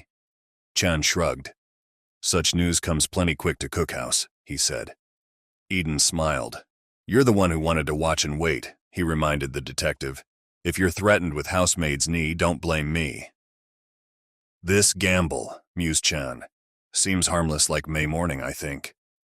"Oh, very, a Bible student, and it strikes me there's a fair opening for a good Bible student round here." "Undangerous and mild," continued Chan, "yet hidden in his scant luggage is one pretty new pistol completely loaded. Going to shoot the tails off the rats, most likely," Eden smiled. "Now don't get suspicious of him, Charlie. He's probably just a tenderfoot who believes the movies, and so came to this wild country armed to defend himself. By the way, Madden just got a telegram over the phone, and it was, judging by appearances, another bit of unwelcome news for our dear old friend. Holly's looking it up for me. If the telephone rings, go into the patio and be ready to tip me off in case anyone is coming." Silently, Akim resumed his work at the table. In a few moments, loud and clear, came the ring of Holly on the wire. Running to the telephone, Eden put his hand over the bell, muffling it. Chan stepped into the patio. "Hello, Holly," said the boy softly. Yes. Okay, shoot. Say, that's interesting, isn't it? Coming tonight, eh? Thanks, old man." He hung up and Charlie returned. "A bit of news," said Eden, rising. "That telegram was from Miss Evelyn Madden. Got tired of waiting in Denver, I guess. The message was sent from Barstow. The lady arrives tonight at El Dorado on the 6:40. Looks as though I may have to give up my room and check out." "Miss Evelyn Madden," repeated Chan. "That's right, you don't know, do you? She's Madden's only child, a proud beauty too. I met her in San Francisco." "Well, it's no wonder Madden was perplexed, is it?" "Certainly not," agreed Chan. "Murderous ranch like this, no place for refined young woman." Eden sighed. "Just one more complication," he said. "Things move, but we don't seem to get anywhere." "Once more," returned Chan, "I call to your attention that much unused virtue, patience. Aspect will be brighter here now. A woman's touch." "This woman's touch means frostbite," smiled Eden. "Charlie, I'll bet you $1 million. Not even the desert will thaw out Evelyn Madden." Chan departed to his duties in the cookhouse. Madden and Thorne drifted in after a time. Gamble, it appeared, had retired to his room. The long, hot afternoon dragged by, baking hours of deathly calm during which the desert lived up to its reputation. Madden disappeared, and presently his noisome snores filled the air. A good idea, Bob Eden decided. In a recumbent position on his bed, he found that time passed more swiftly. In fact, he didn't know it was passing. Toward evening, he awoke, hot and muddled of mind, but a cold shower made him feel human again. At 6 o'clock, he crossed the patio to the living room. In the yard before the barn, he saw Madden's big car standing ready for action, and remembered. The millionaire was no doubt about to meet his daughter in town, and the haughty Evelyn was not to be affronted with the flivver. But when he reached the living room, Eden saw that it was evidently Thorne who had been selected for the trip to El Dorado. The secretary stood there in his gloomy clothes, a black slouch hat accentuating the paleness of his face. As Eden entered, what was obviously a serious conversation between Thorne and the millionaire came to a sudden halt. "Ah, good evening," said Eden. "Not leaving us, Mr. Thorne?" "Business in town," returned Thorne. "Well, Chief, I'll go along." Again the telephone rang. Madden leaped to it. For a moment he listened, and history repeated itself on his face. Bad news all the time, Eden thought. Madden put his great hand over the mouthpiece and spoke to his secretary. "It's that old bore down the road, Dr. Whitcomb," he announced, and Eden felt a flash of hot resentment at this characterization. "She wants to see me this evening. Says she has something very important to tell me." "Say you're busy," suggested Thorne. "I'm sorry, Doctor," Madden began over the phone, "but I am very much occupied." He stopped, evidently interrupted by a flood of conversation. Again he put his hand over the transmitter. "She insists. Confound it," he complained. "Well, you'll have to see her then," said Thorne. "All right, Doctor." Madden capitulated. "Come about 8. Thorne went out, and the big car roared off toward the road and Evelyn Madden's train. Mr. Gamble entered, refreshed and ready with a few apt quotations. Eden amused himself with the radio. At the usual hour, much to Eden's surprise, they dined. Thorne's chair was empty, and there was, oddly enough, no place for Evelyn, nor did the millionaire make any arrangements regarding a room for his daughter. Strange, Eden thought. After dinner, Madden led them to the patio. Again he had arranged for a fire out there, and the blaze glowed red on the stone floor, on the adobe walls of the house, and on the nearby perch of Tony, now empty and forlorn. "This is living," remarked Gamble, when they had sat down and he had lighted one of Madden's cigars. "The poor fools cooped up in cities. They don't know what they're missing. I could stay here forever." His final sentence made no hit with the host, and silence fell. At a little past 8 they heard the sound of a car entering the yard. Thorne and the girl, perhaps, but evidently Madden didn't think so, for he said, "That's the doctor. Ah, Kim." The servant appeared. "Show the lady out here." "Well, she doesn't want to see me," Gamble said, getting up. "I'll go in and find a book." Madden looked at Bob Eden, but the boy remained where he was. "The doctor's a friend of mine," he explained. "Is that so?" growled Madden. "Yes, I met her yesterday morning, a wonderful woman." Dr. Whitcomb appeared. "Well, Mr. Madden," she shook hands. "It's a great pleasure to have you with us again." "Thanks," said Madden coolly. "You know Mr. Eden, I believe?" "Oh, hello," smiled the woman. "Glad to see you. Not very pleased with you, however. You didn't drop in today." "Rather busy," Eden replied. "Won't you sit down, please?" He brought forward a chair. It seemed that Madden needed a hint or two on hospitality. The guest sank into it. Madden, his manner very haughty and aloof, sat down some distance away and waited. "Mr. Madden," said Dr. Whitcomb, "I'm sorry if I seem to intrude. I know that you are here to rest and that you don't welcome visitors. But this is not a social call. I came here about this terrible thing that has happened on your place." For a moment Madden did not reply. "You mean," he said slowly. "I mean the murder of poor Louis Wong," the woman answered. "Oh." Was there relief in Madden's voice? "Yes, of course. Louis was my friend. He often came to see me. I was so sorry when I heard. And he served you faithfully, Mr. Madden. Naturally, you're doing everything possible to run down his murderer." "Everything," replied Madden carelessly. "Whether what I have to tell has any connection with the killing of Louis, that's for policemen to decide," went on the doctor. You can hand my story on to them if you will." "Gladly," replied Madden. "What is your story, doctor?" "On Saturday evening, a man arrived at my place who said his name was McCallum, Henry McCallum," began Dr. Whitcomb, "and that he came from New York. He told me he suffered from bronchitis, though I must say I saw no symptoms of it. He took one of my cabins and settled down for a stay, so I thought." "Yes," nodded Madden. "Go on." "At dark Sunday night, a short time before the hour when poor Louis was killed, someone drove up in a big car before my place and blew the horn. One of my boys went out and the stranger asked for McCallum. McCallum came, talked with the man in the car for a moment, then got in and rode off with him, in this direction. That was the last I've seen of Mr. McCallum. He left a suitcase filled with clothes in his cabin, but he has not returned." "And you think he killed Louis?" asked Madden, with a note of polite incredulity in his voice. "I don't think anything about it. How should I know? I simply regard it as a matter that should be called to the attention of the police. As you are much closer to the investigation than I am, I'm asking you to tell them about it. They can come down and examine McCallum's property if they wish." "All right," said Madden, rising pointedly. "I'll tell them. Though if you're asking my opinion, I don't think—" "Thank you," smiled the doctor. "I wasn't asking your opinion, Mr. Madden." She too stood.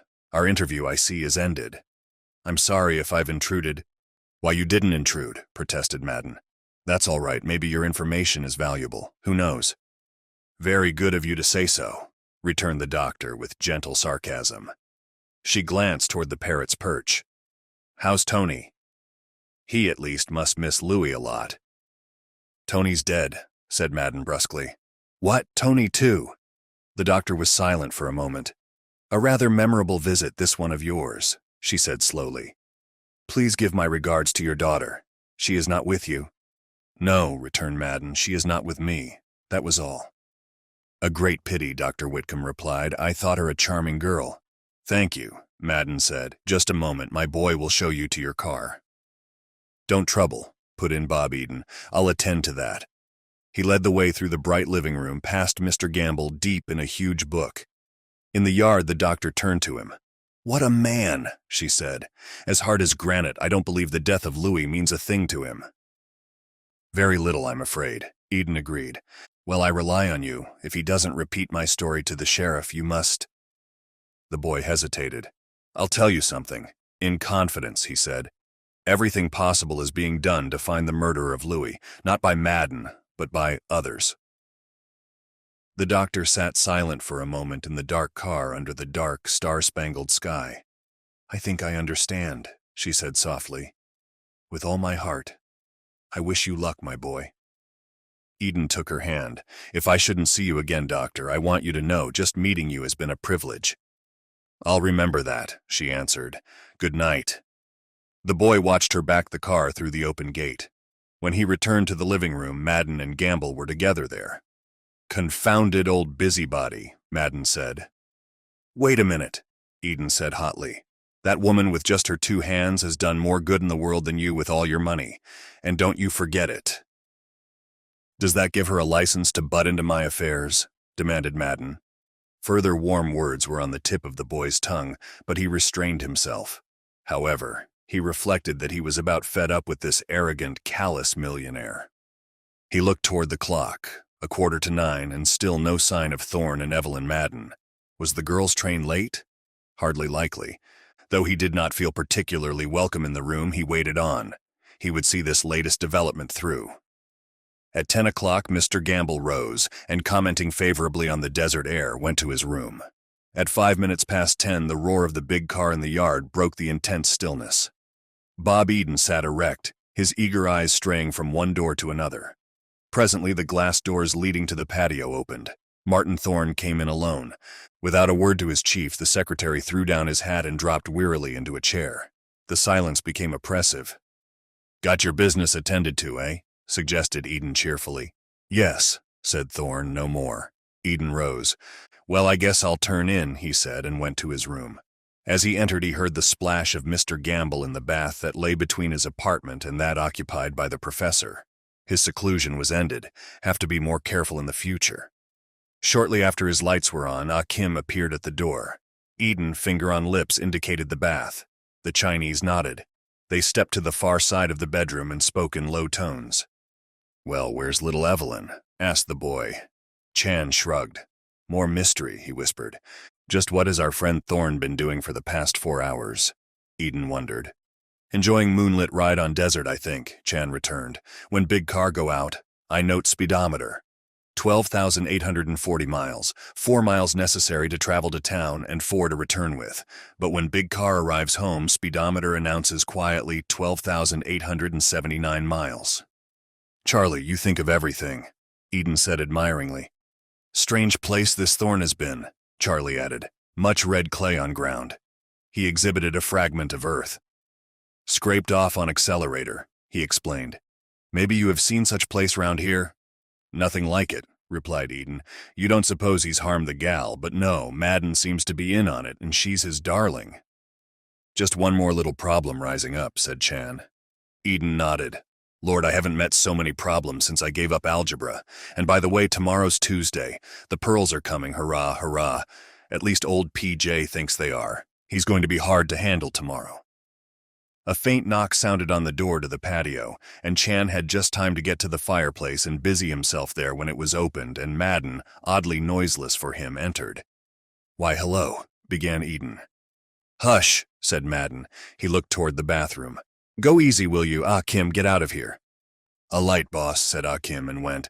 Madden stepped to the bathroom door and listened. He tried it gently. It opened at his touch. He went in, locked the door leading into the room occupied by Gamble, and returned, shutting the door behind him. "Now," he began, "I want to see you. Keep your voice down. I finally got hold of your father on the telephone, and he tells me a man named Draycott will arrive with the pearls at Barstow tomorrow noon." Eden's heart sank. That ought to bring him here tomorrow night." Madden leaned close and spoke in a hoarse undertone. "Whatever happens," he said, "I don't want that fellow to come to the ranch." Eden stared at him in amazement. "Well, Mr. Madden, I'll be—" "Hush, leave my name out of it. But after all our preparation, I tell you I've changed my mind. I don't want the pearls brought to the ranch at all. I want you to go to Barstow tomorrow, meet this Draycott, and order him to go on to Pasadena. I'm going down there on Wednesday. Tell him to meet me at the door of the Garfield National Bank in Pasadena at noon, sharp, Wednesday. I'll take the pearls then, and I'll put them where they'll be safe." Bob Eden smiled. "All right," he agreed. "You're the boss." "Good," said Madden. "I'll have Akim drive you into town in the morning and you can catch the Barstow train. But remember, this is between you and me. Not a word to anybody. Not to Gamble, of course. Not even to Thorne." "I get you," Eden answered. "Fine, then it's set. Good night." Madden went softly out. For a long time Eden stared after him, more puzzled than ever. "Well, anyhow," he said at last, "it means another day of grace. For this relief, much thanks." A new day dawned, and over the stunted, bizarre shapes of that land of drought, the sun resumed its merciless vigil. Bob Eden was early abroad. It was getting to be a habit with him. Before breakfast was served, he had a full hour for reflection, and it could not be denied that he had much upon which to reflect. One by one he recalled the queer things that had happened since he came to the ranch. Foremost in his thoughts was the problem of Evelyn Madden. Where was that haughty lady now? No morning mists on the landscape here, but in his mind a constantly increasing fog. If only something definite would occur, something they could understand. After breakfast he rose from the table and lighted a cigarette. He knew that Madden was eagerly waiting for him to speak. "Mr. Madden," he said, "I find that I must go to Barstow this morning on rather important business. It's an imposition, I know. But if Akim could drive me to town in time for the 10:15 train—" Thorne's green eyes popped with sudden interest. Madden looked at the boy with ill-concealed approval. "Why, that's all right," he replied. "I'll be glad to arrange it for you. Ah, Kim, you drive Mr. Eden in town in half an hour. Savvy?" "All-time moa job," complained Akim. "Get him up sunrise woik till sun him drop. You want him taxi driver, why you no say so?" "What's that?" cried Madden. Akim shrugged. "A light, boss, I'd live When later on Eden sat in the car beside the Chinese and the ranch was well behind them, Chan regarded him questioningly. "Now you produce big mystery," he said. "Barstow on business has somewhat unexpected sound to me." Eden laughed. "Orders from the big chief," he replied. "I'm to go down there and meet Al Draycott, and the pearls. For a moment, Chan's free hand rested on his waist and the undigestible burden that still lay there. "Madden changes fickle mind again," he inquired. "That's just what he's done." Eden related the purport of the millionaire's call on him the night before. "What you know concerning that?" exclaimed Chan wonderingly. "Well, I know this much," Eden answered. "It gives us one more day for the good old Hu Malimali.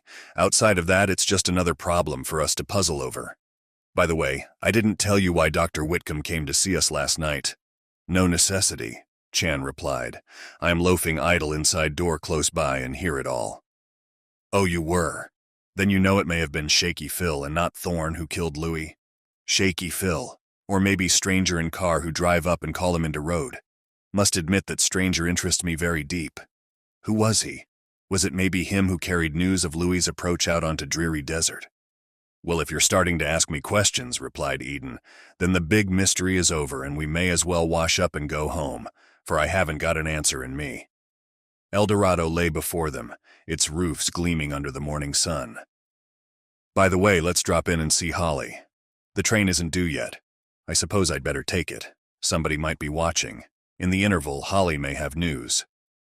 The editor was busy at his desk. "Hello, you're up and around pretty early this morning," he said. He pushed aside his typewriter. "Just dashing off poor old Louis's obit. What's new out at Mystery Ranch?" Bob Eden told him of Dr. Whitcomb's call, also of Madden's latest switch regarding the pearls, and his own imminent wild goose chase to Barstow. Holly smiled. "Cheer up, a little travel will broaden you," he remarked.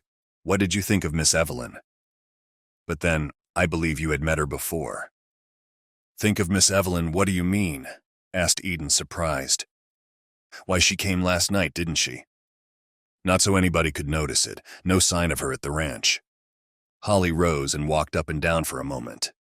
"That's odd, that's very odd. She certainly arrived on the 6:40 train."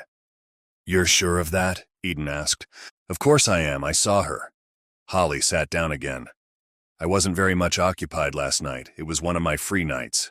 I have 365 of them every year. So I strolled over to the station and met the 6:40. Thorne was there too. A tall, handsome girl got off the train, and I heard Thorne address her as Miss Evelyn.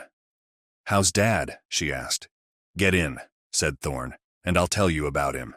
He wasn't able to come to meet you himself." The girl entered the car and they drove away. Naturally, I thought she was brightening your life long before this. Eden shook his head. "Funny business," he commented. "Thorne got back to the ranch a little after 10, and when he came, he was alone. Charlie here discovered, with his usual acumen, that the car had traveled some 39 miles. Also clinging to accelerator as though scraped off from shoe of thorn, small fragment of red clay," added Chan. "You are accustomed round here, Mr. Holly. Maybe you can mention home of red clay." "Not offhand," replied Holly. "There are several places. But say, this thing gets deeper and deeper. Oh, I was forgetting. There's a letter here for you, Eden." He handed over a neat missive addressed in an old-fashioned hand. Eden inspected it with interest. It was from Madame Jordan, a rather touching appeal not to let the deal for the pearls fall through. He went back and began to read it aloud. Mrs. Jordan could not understand. Madden was there. He had bought the pearls. Why the delay? The loss of that money would be serious for her.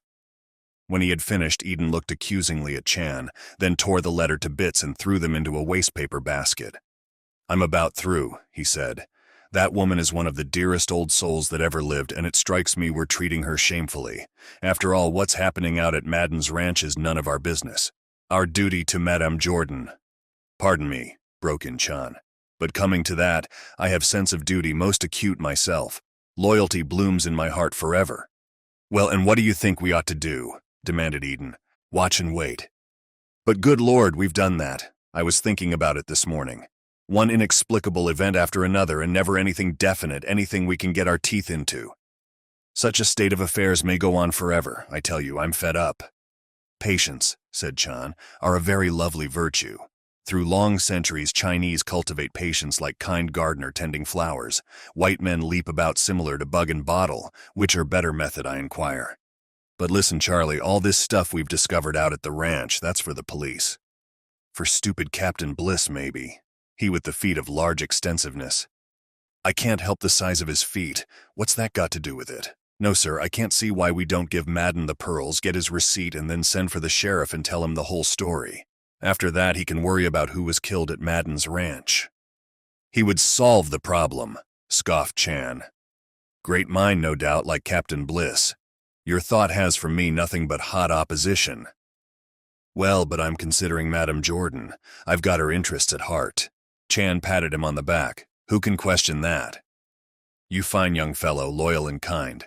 But listen now to older heads. Mr. Holly, you have inclination to intrude your oar?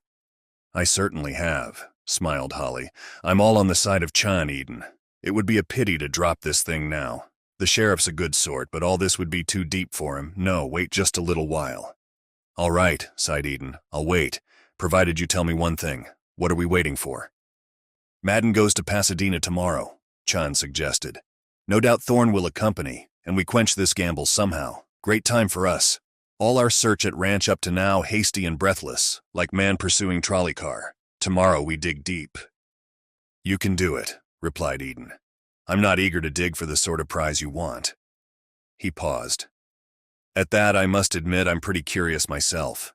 Charlie, you're an old friend of the Jordans, and you can take the responsibility for this delay. Right here on shoulders, Chan agreed. Responsibility reclines. Same way necklace reposes on stomach. Seem to coddle there now, those Phillimore pearls, happy and content. Humbly suggest you take this aimless journey to Barstow. Eden looked at his watch. I suppose I might as well. Bit of city life never did anybody any harm, but I warn you that when I come back, I want a little light. If any more dark, mysterious things happen at that ranch, I certainly will run right out into the middle of the desert and scream. Taking the train proved an excellent plan, for on the station platform he met Paula Wendell, who evidently had the same idea. She was trim and charming in riding togs, and her eyes sparkled with life. Hello, she said. Where are you bound? Going to Barstow on business, Eden explained. Is it important? Naturally, wouldn't squander my vast talents on any other kind. A dinky little train wandered in, and they found a seat together in one of its two cars. Sorry to hear you're needed in Barstow, remarked the girl. I'm getting off a few stations down. Going to rent a horse and take a long ride up into Lonely Canyon. It wouldn't have been so lonely if you could have come along. Eden smiled happily. Certainly one had few opportunities to look into eyes like hers. What station do we get off at? He inquired. We? I thought you said... The truth isn't in me these days. Barstow doesn't need my presence any more than you need a beauty doctor. Lonely Canyon after today will have to change its name. Good, she answered. We get off at 7 Palms. The old rancher who rents me a horse will find one for you, I'm sure. I'm not precisely dressed for the role, admitted Eden, but I trust it will be all the same to the horse. The horse didn't appear to mind. His rather dejected manner suggested that he had expected something like this. They left the tiny settlement known as 7 Palms and cantered off across the desert. For to admire and for to see, for to behold this world so wide, said Eden. Never realized how very wide it was until I came down here. Beginning to like the desert, the girl inquired. Well, there's something about it, he admitted. It grows on you, that's a fact. I don't know that I could put the feeling into words. I'm sure I can't, she answered. Oh, I envy you, coming here for the first time. If only I could look at this country again with a fresh, disinterested eye. But it's just location to me. I see all about me the cowboys, the cavalcades, the caballeros of Hollywood, tragedies and feats of daring, rescues and escapes. I tell you, these dunes and canyons have seen more movies than Will Hayes. Hunting locations today? Eden asked. Always hunting, she sighed. They've just sent me a new script, as new as those mountains over there, all about the rough cowpuncher and the millionaire's dainty daughter from the East, you know. I certainly do. Girl's fed up on those society orgies, isn't she? Who wouldn't be? However, the orgies are given in full, with the swimming pool working overtime, as always. But that part doesn't concern me. It's after she comes out here, sort of hungering to meet a real man, that I must start worrying. Need I add, she meets him? Her horse runs away over the desert and tosses her off amid the sagebrush. In the nick of time, the cowpuncher finds her. Despite their different stations, love blossoms here in the wasteland. Sometimes I'm almost glad that mine is beginning to be an obsolete profession. Is it? How come? Oh, the movies move. A few years back, the location finder was a rather important person. Today, most of this country has been explored and charted, and every studio is equipped with big albums full of pictures. So every time a new efficiency expert comes along, which is about once a week, and starts lopping off heads, it's the people in my line who are the first to go. In a little while, we'll be as extinct as the dodo. You may be extinct, Eden answered, but there the similarity between you and the dodo will stop abruptly. The girl halted her horse. Just a minute. I want to take a few pictures here. It looks to me like a bit of desert we haven't used yet. Just the sort of thing to thrill the shop girls and the bookkeepers back there where the East hangs out. When she had swung again into the saddle, she added, "It isn't strange they love it, those tired people in the cities. Each one thinks, oh, if only I could go there. Yes, and if they got here once, they'd die of loneliness the first night," Bob Eden said. "Just pass out in agony, moaning for the subway and the comics in the evening paper." "I know they would," the girl replied, "but fortunately they'll never come." They rode on, and the girl began to point out the various unfriendly-looking plants of the desert, naming them one by one: arrowweed, bitterbrush, mesquite, desert plantain, catclaw, thistle sage. "That's a chala," she announced. "Another variety of cactus. There are 17,000 in all." "All right," Eden replied. "I'll take your word for it. You needn't name them." His head was beginning to ache with all this learning. Presently, sumac and Canterbury bell proclaimed their nearness to the canyon, and they cantered out of the desert heat into the cathedral-like coolness of the hills. In and out over almost hidden trails, the horses went. Wild plum glowed on the slopes, and far below under native palms a narrow stream tinkled invitingly. Life seemed very simple and pleasant there in Lonely Canyon, and Bob Eden felt suddenly close indeed to this lively girl with the eager eyes. All a lie that there were crowded cities. The world was new, unsullied and unspoiled, and they were alone in it. They descended by way of a rather treacherous path, and in the shelter of the palms that fringed the tiny stream, dismounted for a lunch which Paula Wendell claimed to have concealed in her knapsack. "Wonderfully restful here," Bob Eden said. "But you said the other day you weren't tired," the girl reminded him. "Well, I'm not, but somehow I like this anyhow. However, I guess it isn't all a matter of geography. It's not so much the place you're in, it's who you're with." After which highly original remark, I hastened to add that I really can't eat a thing.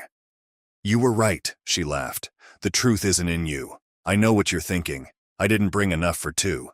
But these oasis sandwiches are meant for ranchers, and one is my limit. There are 4 of them. I must have had a premonition. We'll divide the milk equally. But look here, it's your lunch. I should have thought to get something at 7 Palms.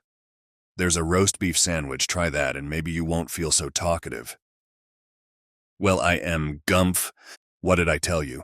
Oh, the oasis aims to fill. Milk?" "Ashamed of myself," mumbled Eden, but he was easily persuaded. "You haven't eaten a thing," he said finally. "Oh, yes, I have, more than I usually do. I'm one of those dainty eaters." "Good news for Wilbur," replied Eden. "The upkeep won't be high, though if he has any sense, he'll know that whatever the upkeep on a girl like you, it will be worth it." "I sent him your love," said the girl. "Is that so?" "Well, I'm sorry you did in a way. I'm no hypocrite, and try as I may, I can't discover any lurking fondness for Wilbur. Oddly enough, the boy begins to annoy me." "But you said—" "I know, but isn't it just possible that I've overrated this freedom stuff? I'm young, and the young are often mistaken. Stop me if you've heard this one, but the more I see of you—" "Stop, I've heard it. I'll bet you have, many times. And my suggestion is that we get back to business. If we don't, that horse of yours is going to eat too much Bermuda grass." Through the long afternoon, amid the hot yellow dunes, the wind-blown foothills of that sandy waste, they rode back to 7 Palms by a roundabout route. The sun was sinking, the rose and gold wonder of the skies reflected on snow and glistening sand, when finally they headed for the village. "If only I could find a novel setting for the final love scene," sighed the girl. "Whose final love scene?" "The cowpunchers and the poor little rich girls. So many times they've just wandered off into the sunset hand in hand. Really need a little more kick in it than that." Eden heard a clank as of a horse's hoofs on steel. His mount stumbled, and he reined it in sharply. "What in Sam Hill's that?" he asked. "Oh, that. It's one of the half-buried rails of the old branch road. a memento of a dream that never came true. Years ago, they started to build a town over there under those cottonwoods, and the railroad laid down 15 miles of track from the main line. A busy metropolis of the desert, that's what they meant it to be, and there's just one little old ruined house standing today. But that was the time of great expectations. They brought out crowds of people and sold 600 lots one hectic afternoon. And the railroad? Ran just one train and stopped. All they had was an engine and 2 old streetcars brought down from San Francisco. One of the cars has been demolished and the timber carried away, but the wreck of the other is still standing not far from here. Presently they mounted a ridge, and Bob Eden cried, "What do you know about that?" There before them on the lonely desert, partly buried in the drifting sand, stood the remnant of a trolley car. It was tilted rakishly to one side, its windows were yellow with dust, but on the front, faintly decipherable still, was the legend Market Street. At that familiar sight, Bob Eden felt a keen pang of nostalgia. He reined in his horse and sat staring at this symbol of the desert's triumph over the proud schemes of man. Man had thought he could conquer. He had come with his engines and his dreams, and now an old battered trolley stood alone as a warning and a threat. "There's your setting," he said. "They drive out together and sit there on the steps, your lovers. What a background. A car that once trundled from Twin Peaks to the ferry, standing lonely and forlorn amid the cactus plants." "Fine," the girl answered. "I'm going to hire you to help me after this." They rode close to the car and dismounted. The girl unlimbered her camera and held it steady. "Don't you want me in the picture?" Eden asked. "Just as a sample lover, you know." "No samples needed," she laughed. The camera clicked. As it did so, the 2 young people stood rooted to the desert in amazement. An old man had stepped suddenly from the interior of the car, a bent old man with a coal-black beard. Eden's eyes sought those of the girl. "Last Wednesday night at Madden's?" he inquired in a low voice. She nodded. "The old prospector," she replied. The black-bearded one did not speak, but stood with a startled air on the front platform of that lost trolley under the caption Market Street. 13. What Mr. Cherry Saw. Bob Eden stepped forward. "Good evening," he said. "I hope we haven't disturbed you." Moving with some difficulty, the old man descended from the platform to the sandy floor of the desert. "How do?" he said gravely, shaking hands. He also shook hands with Paula Wendell. "How do, miss? No, you didn't disturb me none, just taking my 40 winks. I ain't so spry as I used to be." "We happen to be passing," Eden began. "Ain't many pass this way," returned the old man. "Cherry's my name. William Wan. Cherry. Make yourselves to home.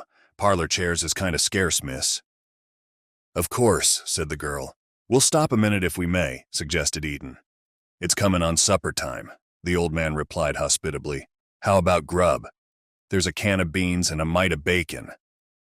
"Couldn't think of it," Eden told him. "You're mighty kind, but we'll be back in Seven Palms shortly." Paula Wendell sat down on the car steps, and Eden took a seat on the warm sand.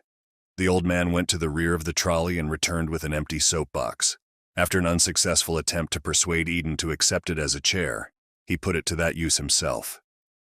"Pretty nice home you've picked out for yourself," Eden remarked.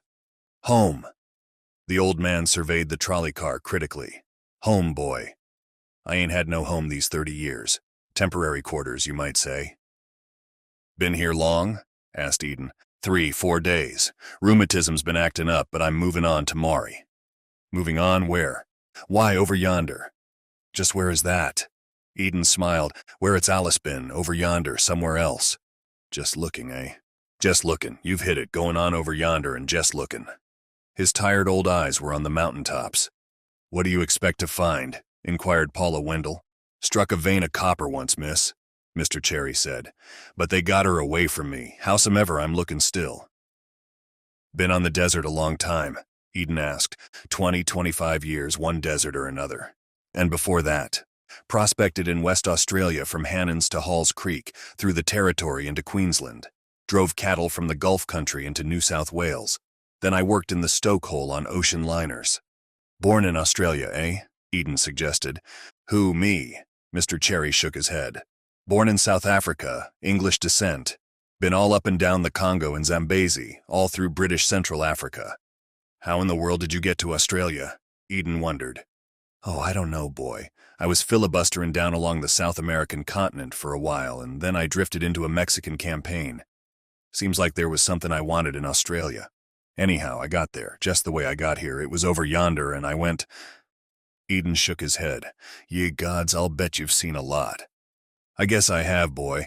Doctor over in Redlands was telling me t'other day. You need spectacles, he says. Hell, Doc, I says. What fear? I've seen everything, I says, and I come away. Silence fell. Bob Eden wasn't exactly sure how to go about this business. He wished he had Chan at his elbow, but his duty was clear. You've been here for 3 or 4 days, you say? About that, I reckon. Do you happen to recall where you were last Wednesday night? The old man's eyes were keen enough as he glanced sharply at the boy. What if I do? I was only going to say that if you don't, I can refresh your memory. You were at Madden's ranch house over near El Dorado. Slowly, Mr. Cherry removed his slouch hat. With gnarled bent fingers, he extracted a toothpick from the band. He stuck it defiantly in his mouth. Maybe I was. What then? Well, I'd like to have a little talk with you about that night. Cherry surveyed him closely. You're a new one on me, he said, and I thought I knew every sheriff and deputy west of the Rockies. Then you'll admit something happened at Madden's that might interest a sheriff? Returned Eden quickly. I ain't admittin' nothin', answered the old prospector. You have information regarding last Wednesday night at Madden's, Eden persisted. Vital information. I must have it. Nothing to say, replied Cherry stubbornly. Eden took another tack. Just what was your business at Madden's ranch? Mr. Cherry rolled the aged toothpick in his mouth. No business at all. I just dropped in. Been wandering the desert a long time, like I said, and now and again I drifted in at Madden's. Me and the old caretaker, Louis Wong, was friends. When I'd come along, he'd stake me to a bit of grub and a bed in the barn. Sort of company for him, I was. He was lonesome-like at the ranch. Only a chink, but lonesome-like. Same as if he'd been white. A kindly old soul, Louis, suggested Eden. One of the best, boy, and that's no lie. Eden spoke slowly. Louis Wong has been murdered, he said. What's that? Stabbed in the side last Sunday night near the ranch gate. Stabbed by some unknown person. Some dirty dog, said Mr. Cherry indignantly. That's just how I feel about it. I'm not a policeman, but I'm doing my best to find the guilty man. The thing you saw that night at the ranch, Mr. Cherry, no doubt has a decided bearing on the killing of Louis. I need your help. Now will you talk? Mr. Cherry removed the toothpick from his mouth and, holding it before him, regarded it thoughtfully. Yes, he said, I will. I was hoping to keep out of this. Judges and courts and all that truck ain't for me. I give 'em a wide berth, but I'm a decent man and I ain't got nothing to hide. I'll talk, but I don't hardly know how to begin. I'll help you, Eden answered, delighted. The other night when you were at Madden's ranch, perhaps you heard a man cry, Help! Help! Murder! Put down that gun! Help! Something like that, eh? I ain't got nothing to hide, that's just what I heard. Eden's heart leaped. And after that, you saw something. The old man nodded. I saw plenty, boy. Louis Wong wasn't the first to be killed at Madden's ranch. I saw murder done. Eden gasped inwardly. He saw Paula Wendell's eyes wide and startled. Of course you did, he said. Now go on and tell me all about it. Mr. Cherry restored the toothpick to its predestined place in his mouth, but it interfered in no way with his speech. Life's funny, he began, full of queer twists and turns. I thought this was just one more secret for me in the desert together. Nobody knows about you, I says. Nobody ain't going to question you. But I was wrong, I see, and I might as well speak up. It's nothing to me, one way or t'other, though I would like to keep out of courtrooms. Well, maybe I can help you, Eden suggested. Go on, you say you saw murder. Just hold your horses, boy, Mr. Cherry advised. As I was saying, last Wednesday night after dark, I drifts in at Madden's as usual. But the minute I comes into the yard, I see there's something doing there. The boss has come. Lights in most of the windows and a big car in the barn. 'Longside Louis's old flivver. Howsomever, I'm tired, and I figures I'll just wait round for Louis, keeping out of sight of the big fellow. A little supper and a bed, maybe, can be negotiated without getting too conspicuous. So I puts my pack down in the barn and steps over to the cookhouse. Louis ain't there. Just as I'm coming out of the place, I hears a cry from the house. A man's voice, loud and clear. Help, he says. "Put down that gun, I know your game, help, help, just as you said, well I ain't looking for no trouble." And I stands there a minute, uncertain. And then the cry comes again, almost the same words, but not the man this time. It's Tony, the Chinese parrot, on his perch in the patio. And from him the words is shrill and piercin', more terrible somehow. And then I hears a sharp report. The gun is workin'. The racket seems to come from a lighted room in 1L. A window is open. I creeps closer and there goes the gun again. There's a sort of groan. It's hit, sure enough. I goes up to the window and looks in. He paused. "Then what?" Bob Eden asked breathlessly. "Well, it's a bedroom and he's standing there with the smoking gun in his hand, looking fierce but frightened like. And there's somebody on the floor t'other side of the bed. All I can see is his shoes." He turns toward the window, the gun still in his hand. "Who?" cried Bob Eden. "Who was it with the gun in his hand? You're talking about Martin Thorne?" "Thorne? You mean that little sneakin' secretary? No, I ain't speaking of Thorne, I'm speaking of him." "Who?" "The big boss, Madden, PJ Madden himself." There was a moment of tense silence. "Good Lord," gasped Eden. "Madden? You mean to say that Madden? Why, it's impossible. How did you know? Are you sure?" "Of course I'm sure. I know Madden well enough. I seen him 3 years ago at the ranch. A big man, red face, thin gray hair. I couldn't make no mistake about Madden. There he was standin', the gun in his hand, and he looks toward the window. I ducks back, and at that minute this Thorne you're speaking of, he comes tearing into the room. 'What have you done now?' he says. 'I've killed him,' says Madden. 'That's what I've done.' 'You poor fool,' says Thorne. 'It wasn't necessary.' Madden throws down the gun. 'Why not?' he wants to know. 'I was afraid of him,' Thorne sneers. 'You was always afraid of him,' he says. 'You dirty coward. That time in New York.' Madden gives him a look. 'Shut up,' he says. 'Shut up and forget it. I was afraid of him and I killed him. Now get busy and think what we better do.'" The old prospector paused and regarded his wide-eyed audience. "Well, mister," he continued, "and miss, I come away. What else was there to be done? It was no affair of mine, and I wasn't hungerin' for no courtroom and all that. Just slip away into the night, I tells myself. The good old night that's been your friend these many years. Slip away and let others worry. I runs to the barn and gets my pack, and when I comes out, a car is driving into the yard. I crawls through the fence and moseys down the road. I thought I was out of it and safe, and how you got onto me is a mystery. But I'm decent, and I ain't hiding anything. That's my story. The truth's helped me." Bob Eden rose and paced the sand. "Man alive," he said, "this is serious business." "Think so?" inquired the old prospector. "Think so. You know who Madden is, don't you? One of the biggest men in America." "Sure he is, and what does that mean? You'll never get him for what he done. He'll slide out of it some way, self-defense." "Oh, no, he won't, not if you tell your story. You've got to go back with me to El Dorado." "Wait a minute," cut in Cherry.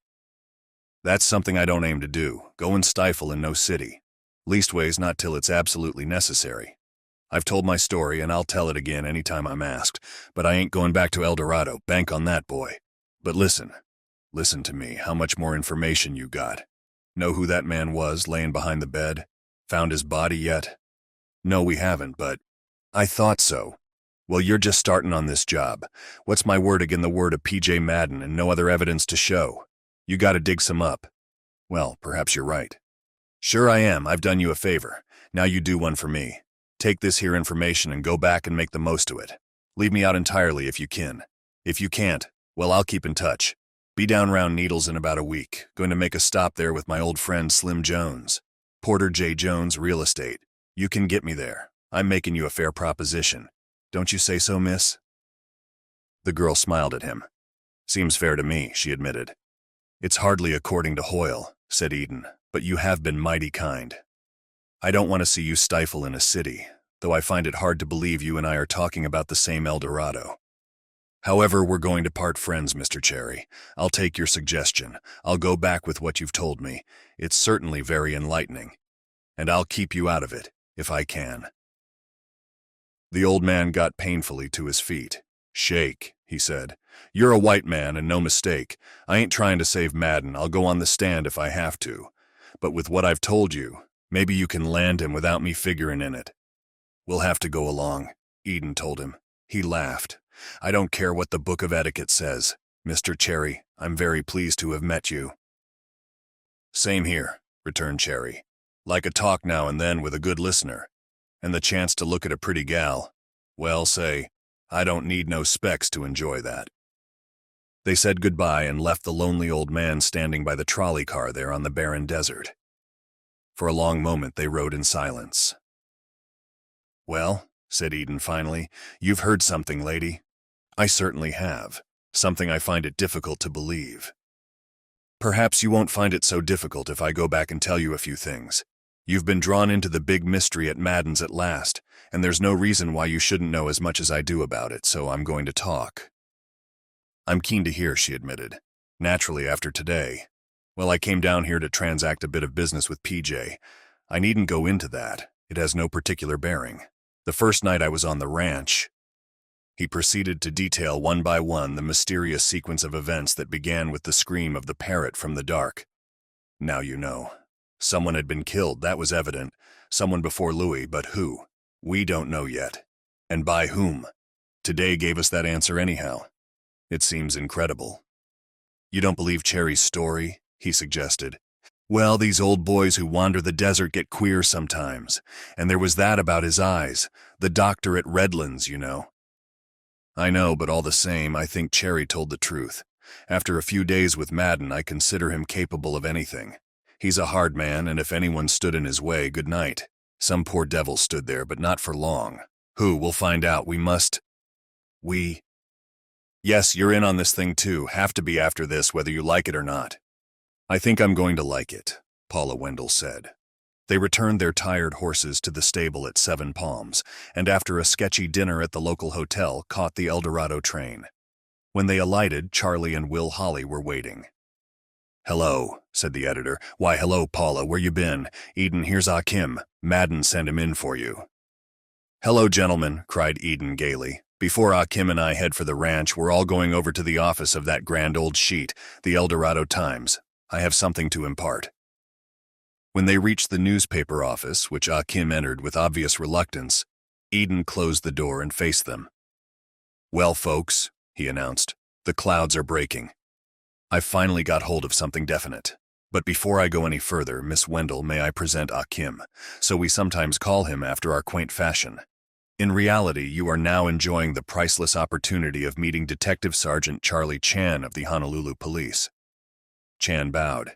I'm so glad to know you, Sergeant, said the girl, and took up her favorite perch on Holly's typewriter table. Don't look at me like that, Charlie, laughed Eden. You're breaking my heart. We can rely on Miss Wendell, absolutely, and you can't freeze her out any longer because she now knows more about your case than you do. As they say on the stage, won't you sit down? Puzzled and wondering, Chan and Will Holly found chairs. I said this morning I wanted a little light, Eden continued. I've got it already. How's that for service? Aimless trip to Barstow, Charlie, proved to be all aim. Miss Wendell and I turned aside for a canter over the desert, and we have met and interviewed that little black-bearded one, our desert rat. Boy, now you're talking, cried Holly. Chan's eyes lighted. Chinese are psychic people, Charlie, Eden went on. I'll tell the world. You were right. Before we arrived at Madden's ranch, someone staged a little murder there, and I know who did it. Thorne, suggested Holly.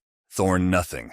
No piker like Thorne. No, gentlemen, it was the big chief, Madden himself, the great PJ. Last Wednesday night at his ranch, Madden killed a man. Add favorite pastimes of big millionaires. Nonsense, objected Holly. You think so, eh? Listen. Eden repeated the story Cherry had told. Chan and Holly heard him out in amazed silence.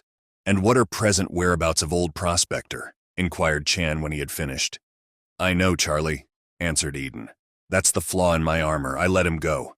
He's on his way, over yonder. But I know where he's going, and we can get hold of him when we need him. We've got other matters to look after first. We certainly have, agreed Holly.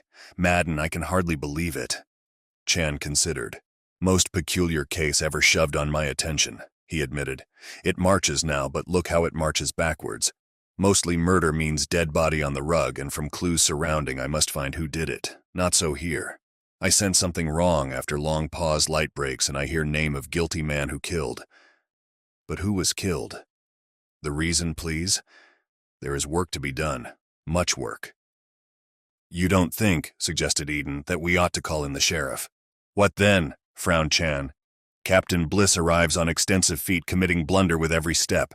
Sheriff faces strange situation, all unprepared. Madden awes them with greatness and escapes scotch-free. None of the sheriff, please. Unless maybe you lose faith in Detective Sergeant Chan. Never for a minute, Charlie, Eden answered. Wipe out that suggestion. The case is yours. Chan bowed. You're pretty good, thanks. Such a tipsy-turvy puzzle rouses professional pride. I will get to bottom of it or lose entire face. Be good enough to watch me. I'll be watching, Eden answered. Well, shall we go along? In front of the Desert Edge Hotel, Bob Eden held out his hand to the girl. The end of a perfect day, he said. Except for one thing. Yes? What thing? Wilbur, I'm beginning to find the thought of him intolerable. Poor Jack. You're so hard on him. Good night, and what? Be careful, won't you? Out at the ranch, I mean. Always careful, on ranches everywhere. Good night. As they sped over the dark road to Madden's, Chan was thoughtfully silent. He and Eden parted in the yard. When the boy entered the patio, he saw Madden sitting alone, wrapped in an overcoat before a dying fire. The millionaire leaped to his feet. Hello, he said. Well, replied Eden. He had completely forgotten his mission to Barstow. You saw Draycott? Madden whispered. Oh. The boy remembered with a start. More deception, would it ever end? Tomorrow at the door of the bank in Pasadena, he said softly. Noon sharp. Good, answered Madden. I'll be off before you're up. Not turning in already? I think I will, responded Eden. I've had a busy day. Is that so? Said Madden carelessly and strode into the living room. Bob Eden stood staring after the big broad shoulders, the huge frame of this powerful man. A man who seemed to have the world in his grasp but who had killed because he was afraid.